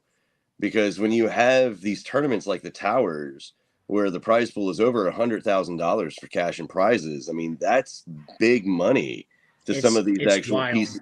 Yeah, I mean that's big money to some of these actual professional TCG players from Yu-Gi-Oh or Magic or Pokemon or what have you, like any of these. And so when you have those prize pools, and then on top of it, you turn around and you have Casters Cup at the end of the year with 1.25 million prize pool. Like that's huge. It's game changing. And then couple it on top of the people who are actually talking about the cryptids themselves and trying to actually spur interest in that. And then on top of it with the secondary market, like there's so much potential growth this year for MetaZoo, in my opinion. And you've kind of convinced me to where I feel like I have a year to get my sample frog, or I'm not going to be able to get it. Like I'm starting the countdown tonight. I have 12 months to get my frog. Actually, you know what? I'll be honest with you. I don't know if I'm going to be able to get a sample frog after the shorts come out in July at Long Beach or at San Diego Comic-Con. Once the IP drops, I think I'll probably will get priced out of a frog. I think it's going to happen a lot quicker than people actually think. I really, really do. Yeah, it's gonna definitely be interesting, but with the towers and the tournaments that are set up this year, I saw, in the fall, I've always remained positive with MetaZoo. I've always seen it as a long-term thing, but I did see a lot of people having doubts. I did see Mhm. that, but when the towers was announced and then the players getting back into it and the excitement from the players, really excited, the collector base again. and stuff, and and the water tower being ran very well. I didn't hear one person talk badly about it, and people were really excited about it. It was ran really well, and so hearing that from a player's perspective as a collector really boosted even though it was already high as a collector and in believability in MetaZoo, it just built that back up into me, and saw fellow collectors that I talk to on a regular basis be like, that's awesome. Like, we're back in it, and the players need to see the collectors too buying cards and showing them off. It takes all of us in the street. We need more content. The biggest thing I see with MetaZoo is more what you guys do. With the Instagram, Facebook, podcasts. That's is where the streamers. I always put in perspective. You have the collector base, and people can be part of all three, but you have the collectors, you have the players, and then you have the social media, the content creators, the influencers, and people can be in all three of those at the same time. But I look at successful TCG as a company having all three of those going at the same time. When you get all three of those assets going in MetaZoo, which needs to be a lot of it. MetaZoo needs to do the player base, with the tournaments and stuff, but also locally, the local game shops, going to your local game shop, getting them to do that, doing it with your partners and have organized tournaments, collectors, the groups that I'm in, looking at what the market is, what are the players going after, who's actually buying cards, what are the cards going for, looking at the pop reports, and then the content creators. We need more YouTube. We need more Instagram posts. We need more Facebook. And so it's great. The more stuff we put on YouTube, we can get the YouTubers back into it, because this younger generation, it's all YouTube. My kids, it's all YouTube. Yep. They're 9 years old, and stuff. When I talk to my youngest sister, she's 20 years old. She's on YouTube. She doesn't even have a Facebook. They don't even have Facebook anymore. They might have an Instagram. It's all YouTube. YouTube is the new news. It's the new TV, and stuff. It's all on their phone right in front of them. So doing stuff like this is really positive for the market overall, and getting different people up here from different categories. Real quick, I do actually want to cardboard. Ian actually is correct. There is a new Discord that he actually created that is for content creators, for MetaZoo content creators, whether you're brand new or you're established or whatnot. We're using it as a way to coordinate, to actually talk, to trade ideas, to help each other. So hit me up and I can give you a link for it, or I'll grab a link and I'll put it in the description of this video as well too, for anybody watching. But hit him up or hit me up if you actually need an invite to that, because yeah, it's been huge. Ooh, actually, I can actually pin that on my stream over here. And just a warning for everybody here. I hear my wife and my kids just showed back up, so we see little kids run around in the background or some noise. Forgive me. So. Mine are asleep upstairs. They went to bed. Like, oh god, it's almost 11 o'clock here my time. I keep forgetting you guys are more West Coast than me, and I'm East Coast over here. Yeah, before I forget, though, I wanted to point out, because I thought this was actually really interesting, how the towers, in effect, made some of the card prices actually go up as well, too. Especially with Water Tower. I'm fully, and I'd love your thoughts on this. I'm fully convinced that the reason why Possessed Aura is so expensive right now is because of the Towers format. Because I don't remember the huge jump in price until after like sometime around like Water Tower. Is that, I don't know, is that correct? Is anybody, because I stopped keeping track of it for the longest time, because I thought it was about $100 or so. Well, and then it jumped to like 240, 250, like almost overnight it felt. You got to remember though, so like how a lot of things are happening, right? Like certain cards, they would come out, people would pull them, and then what are people doing real fast? They're selling real fast, right? They're undercutting the next person under to make a quick sale. They're doing this and this and this.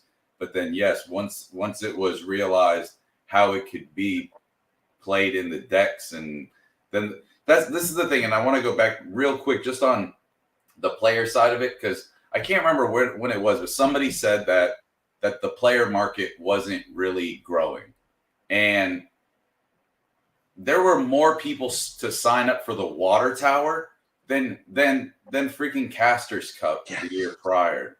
So where is there no growth in that aspect? So I just wanted to say that real quick, but yeah, now the Any player can tell you too. Trust me, I've noticed this. I sponsor GG Unit, this side actually. All these teams search for cards. Like even Anthony, he sold red inks off to players. Like players actually spend a lot of money on their decks, man. A lot. So it's the more playable the card, if you can factor a card just like the Fusion Auras right now, right, in native, that are so playable and are so rare, the value of those cards are only going to go up. There's no real comp on a Fusion Aura right now, but I would honestly say that one easily has to go for at least 300 right now. That's being. I don't even know I don't even know how you would begin to even try to price something like that. Yeah. So I mean, it's just yes. So possessed auras, yeah, all that stuff. Prism aura, neutrality. I mean, yeah, that's why those cards hold their value. Only not. Yeah, and that's strictly because the player market, and a lot of the players are collectors themselves. Yep. I mean, I would never imagine in a million years a red ink being graded would be cracked and be played with. Never. But it was. I was like, holy cow, this is some dedication in players. Like for me as a collector, I'm like, no, like please don't, but it was really awesome to see the dedication from the players playing some of these cards that are worth hundreds, if not thousands of dollars in tournaments, and I'm excited to see Earth Tower and obviously going all the way up to Caster Cup because the game is evolving, new sets are coming out. Some of these players, like I see some of the players in here now, I recognize some of the names like, they learned, you can put this card and this card and make this card and make it go. And now somebody sees it being played. Now everybody wants it, And so as the game evolves, the gameplay is evolving too, which is exciting, and so, which affects the collector market, what's worth something. And, a card that might've been worth $25 is now, well over 150. That's a huge increase in just a month or 2 months time span, and stuff, because I pay attention to it because with my collection, I have a lot, overall. And so there's players that always hit me up, and sometimes I have to tell them like it's in a box somewhere, and I'm not going to go find it. There's just no way I'm going back there. It's in the PC somewhere in the back of the room. But if it's on top or somewhere that I know where it's at, I'll help you out with it because it means more to you than me. But some of the cards I never thought would be worth anything are now worth hundreds of dollars, and stuff. And it was just was a common card that was in a deck, a hollow, so it's interesting, so I pay attention to the player market more now as a collector of what to go for, which drives prices up again, because now the collectors are like, well, we see the values going up, so I want some of those, and it's a ripple effect. Well, even with Earth Tower coming up, they have the fan art blisters, Mole Person, which is a non-hollow card. I believe that goes for $25 now. Yep. And the whole blister itself is what, 30, 35? Just that one card is now going for that much. Just like Ultima Hot, right? That card went up because of Water Tower. Like I was gonna say, just wait for Bloody Mary for Spirit, dude. The players market is definitely starting to control the prices of everything. Yeah, and the price pool in the player right now with these tournaments is absolutely insane. That's a large amount of money, to it. And the great thing is some of these players, are sponsored by these partners and sponsored by, some of the big collectors that are out there, and so, some of them go alone, but a lot of them are part of teams that are sponsored by other partners or, LGSs to go to these tournaments and get their airfare taken care of, but like I said, for 150 people playing, 100 people playing to win a lot of money, like that's a pretty good odds to me, that's why for me, I've been learning to play a little bit more lately, and stuff because these are pretty. That's why I'm competing in Earth Tower. I got the itch when I went to the Water Tower, and I'm like, I need to compete more. So that's why I'm going to New York this week. I'm going to go to New York for the gala, but my real reason is I want to win that Earth Tower. I want to win that money.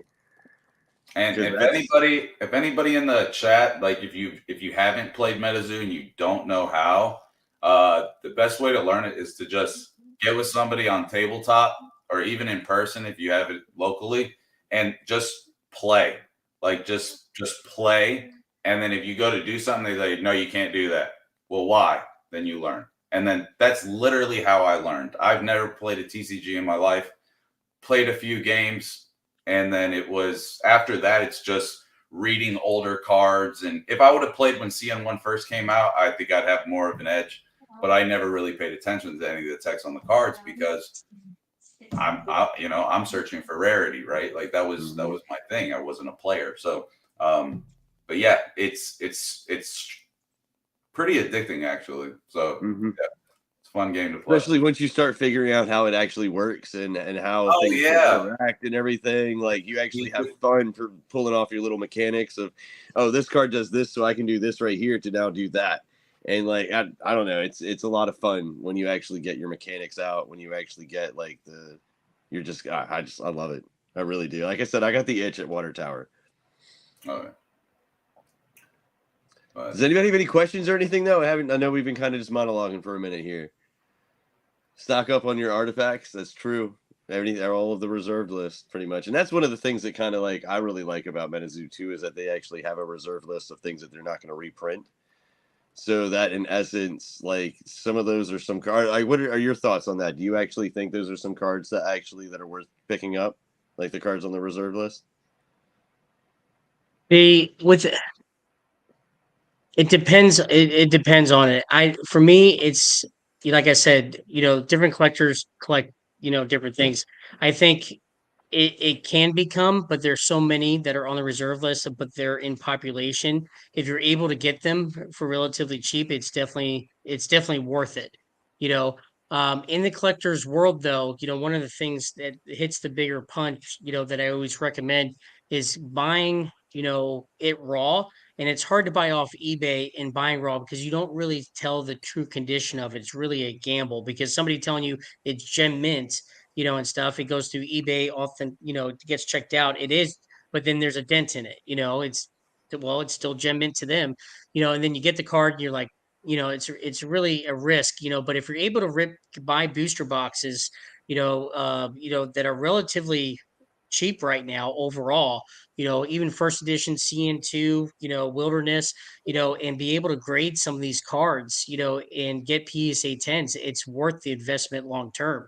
Because PSA right now, bulk grading is $15, and stuff, So you're buying, you really put this in perspective. You're buying a booster box, we'll say Wilderness for 40, $50 offline somewhere, you rip a bunch of hollows, and stuff. You send them all off in reverse hollows for $15. Yeah, you're in a few $100 here. You're going to get your money back, in the long term of when the value goes up on those. I'm surprised more people don't do it. It doesn't mean everybody go and do that now because you're dropped the market, but if you're doing it for PC for long term, I definitely recommend doing that, and stuff. Buy these booster boxes, keep them sealed. But if you're looking for graded cards, go for the 10. And if you don't get it, sell the 9, for relatively $15, $20, and stuff, and you're getting your money back. If you sell 2 of those cards, you spent $30 on grading a PSA, you bought the booster box for $40, you're in it for 70, $80 now with shipping. $80, if you graded all 36 reverse hollows on hollows, or some of you get lucky with a secret rare, let alone that, but you'll get your money back on an $80 investment on getting some PSA 10s out of it, or PSA 9, you'll still sell it for $15 of what you paid for it to get graded. What's 36 times 15? Yeah, that's true. Go. You're all in for 70, $80, and you keep it long term. Those will definitely go up to easy $40, $50 cards on some of them, and so, so that, that's the way that a lot of it, I look at the market. If you're going to do it long term, and stuff, is do it that way. And you might get lucky ripping boxes, getting one of those secret rares or golden tickets, and then you're really in the I kind money of want there. the silver ticket more than the golden ticket to be. I would love the equity, but at the same time, after now, okay, now knowing from the interview with Mike, the fact that he handmade all of the original like cards, like the prototype cards and other stuff like that, like printing them off at home and putting the foil on himself and putting them. Now that I know, because he went through that entire process, man, it was crazy.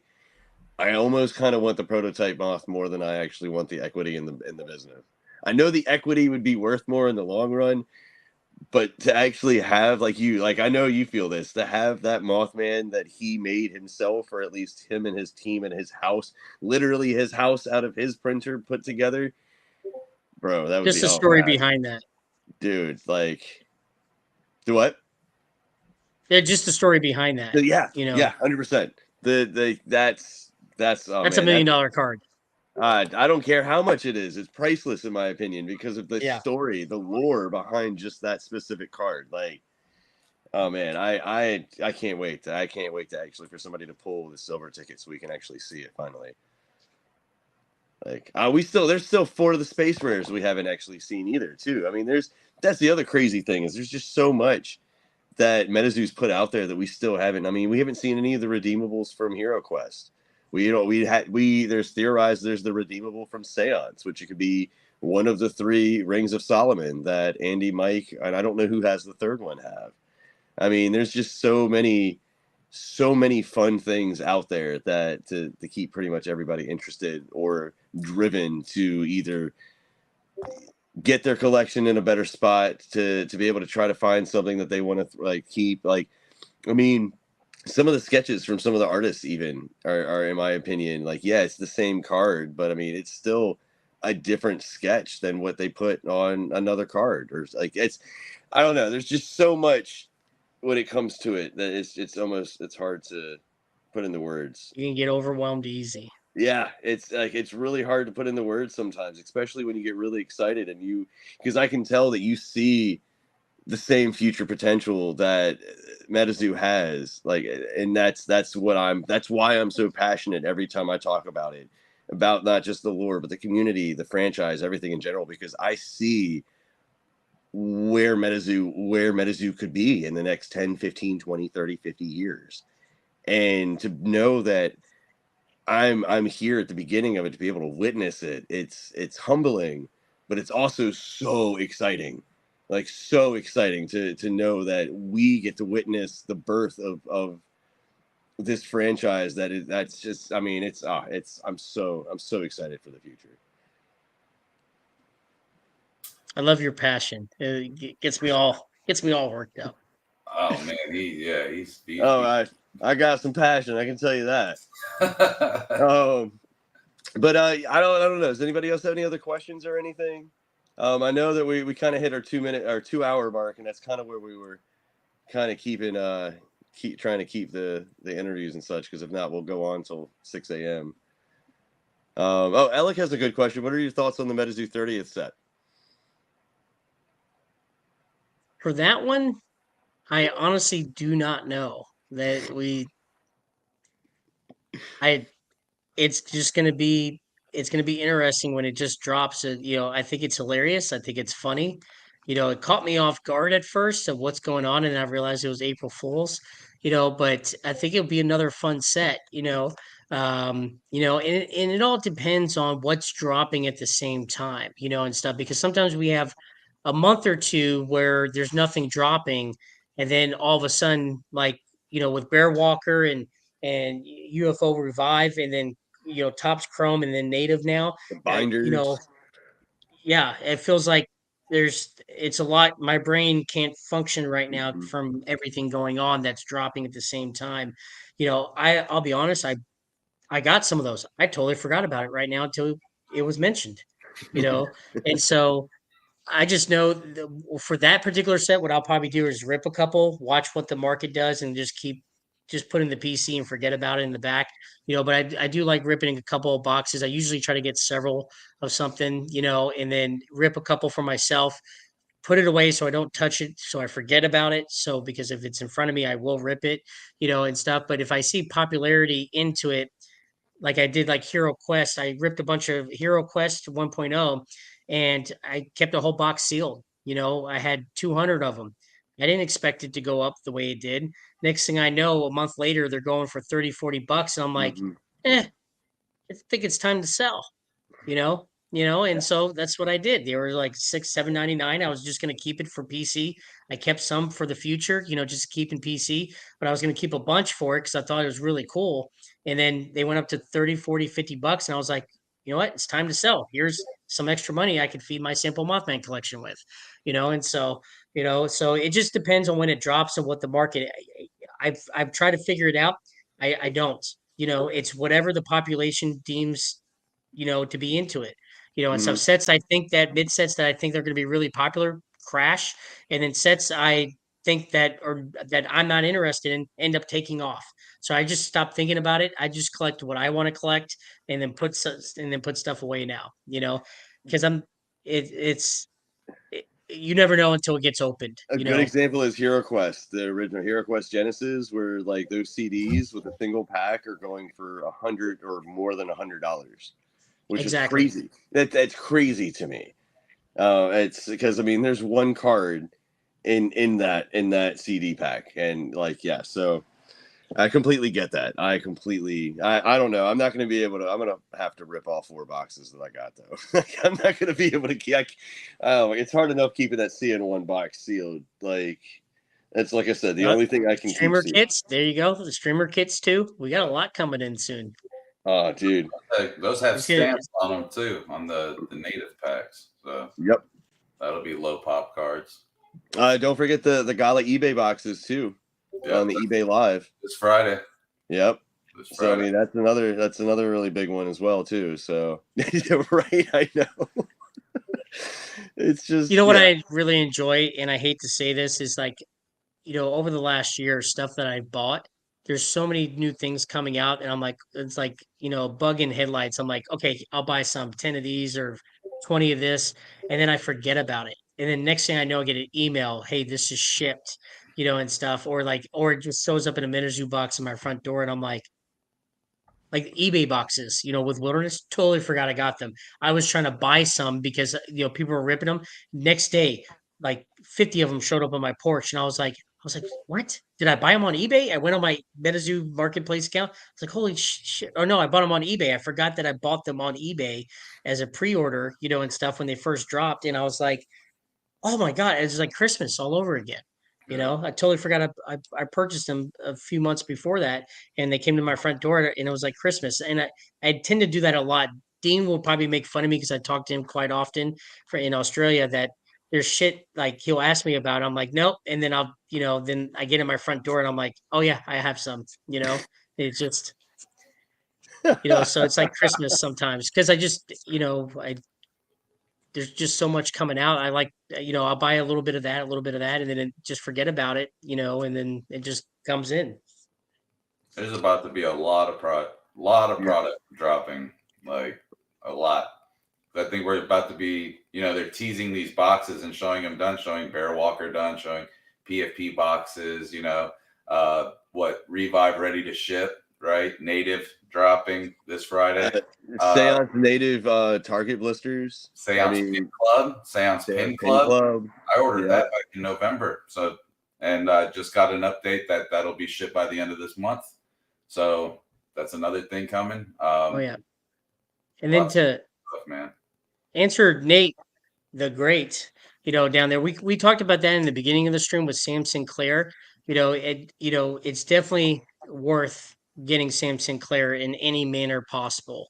As a long-term thing, as more shows come out and IP and all that, Sam Sinclair is going to be the man.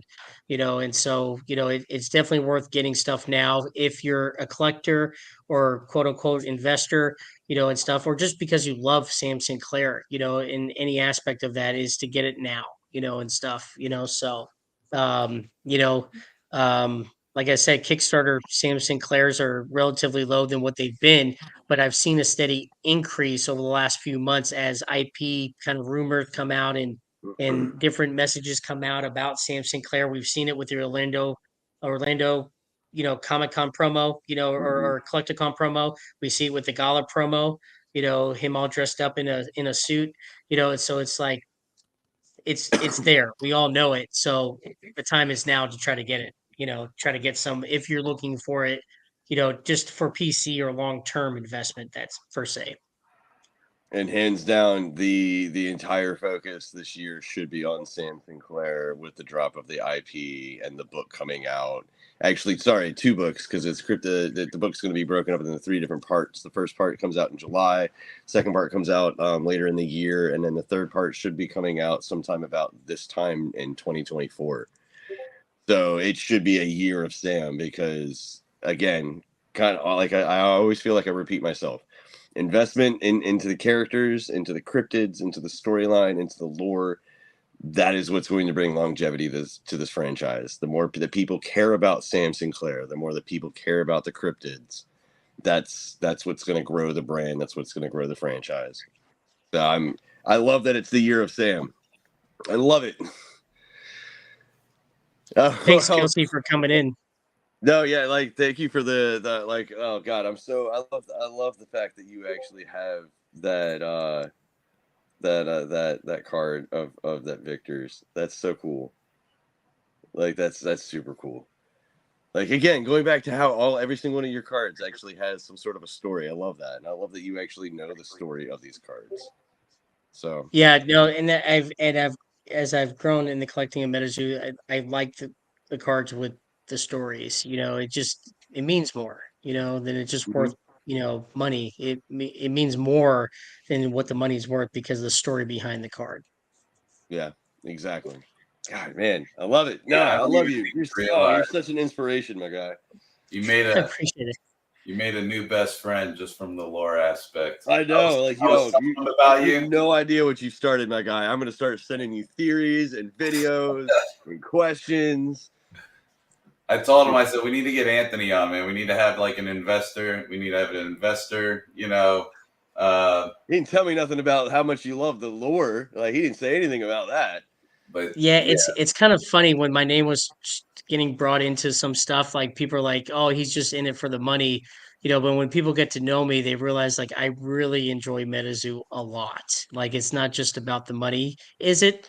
It's a big portion of it. Let's be honest, But at the end of the day, like because of the money aspect of it, I've learned to fall in love with the lore and the storyline and where these cards come from and the excitement behind it and talking to these artists like Kelsey and Lily and talking, to Andy and Texas Ted and learning more about the history of MetaZoo and just, it's really getting more into it.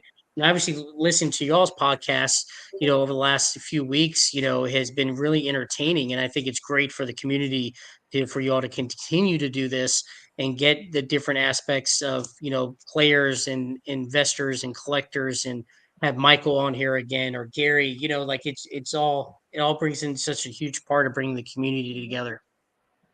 That's right, man. absolutely.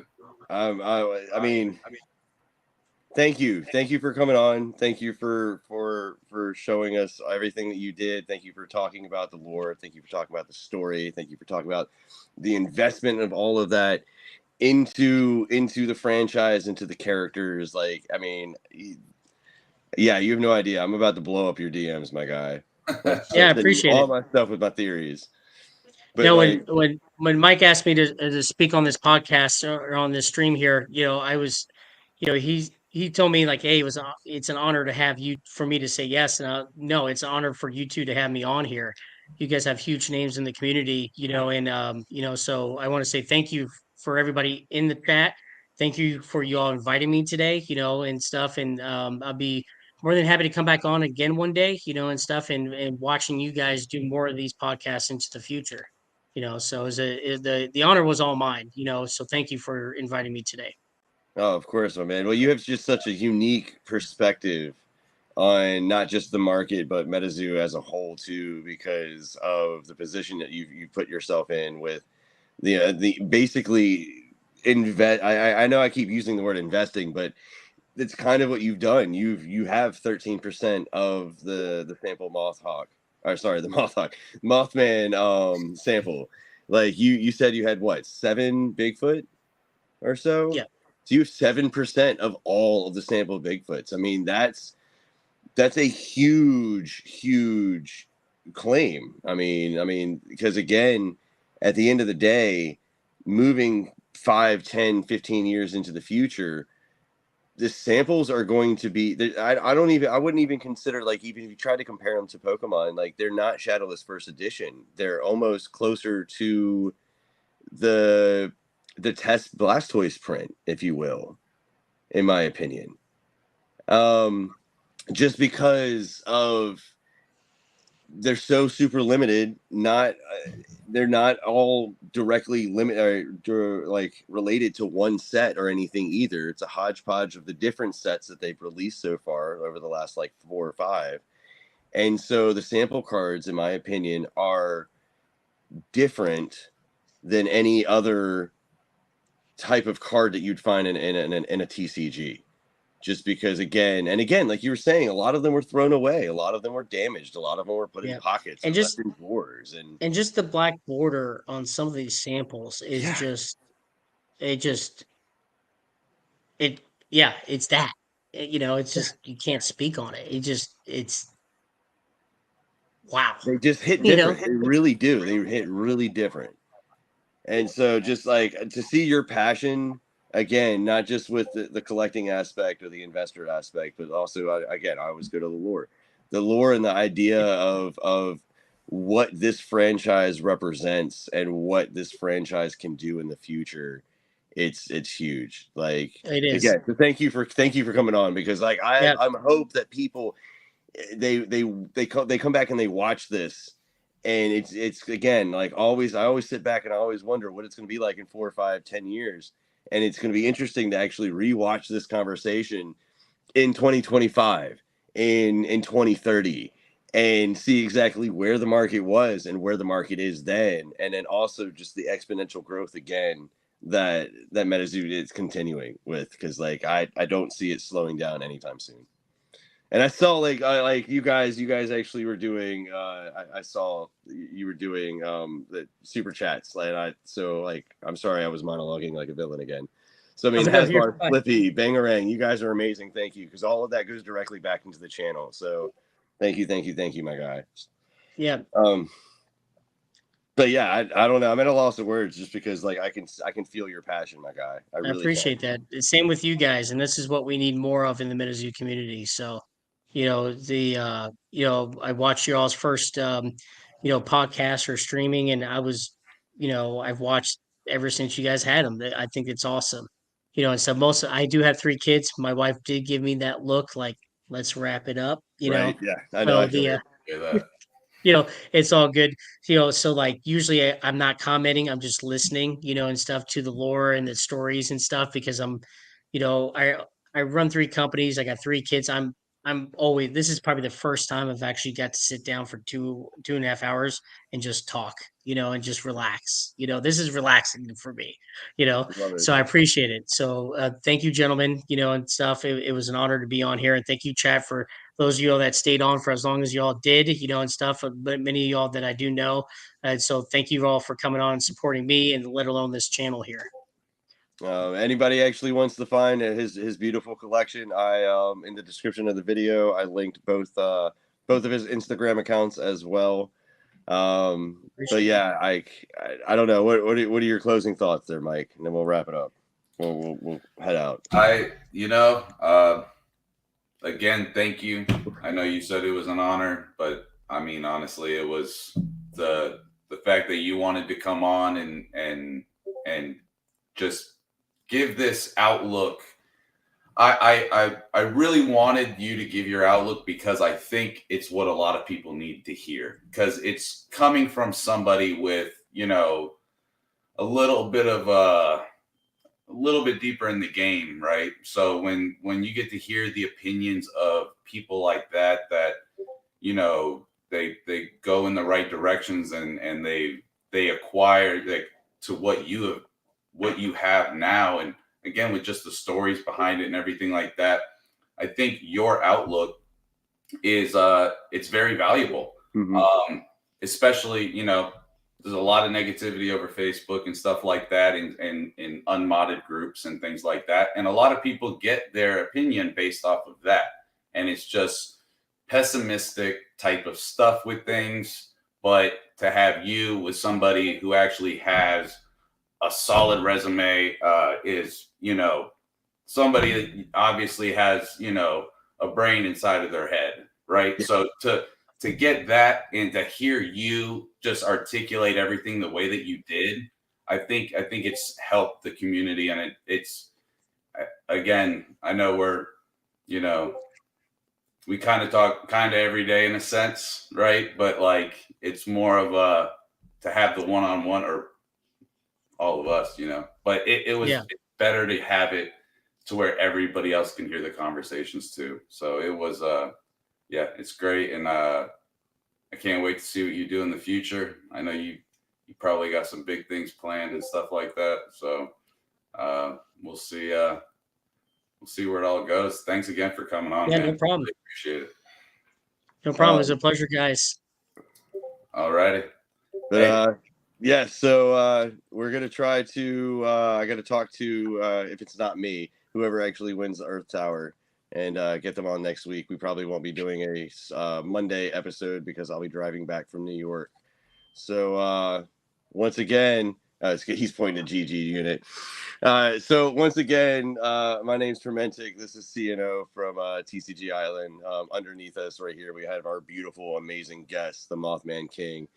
And like I said, go follow his Instagram accounts. I have them in the description. But on like, man, thanks again once for coming out here.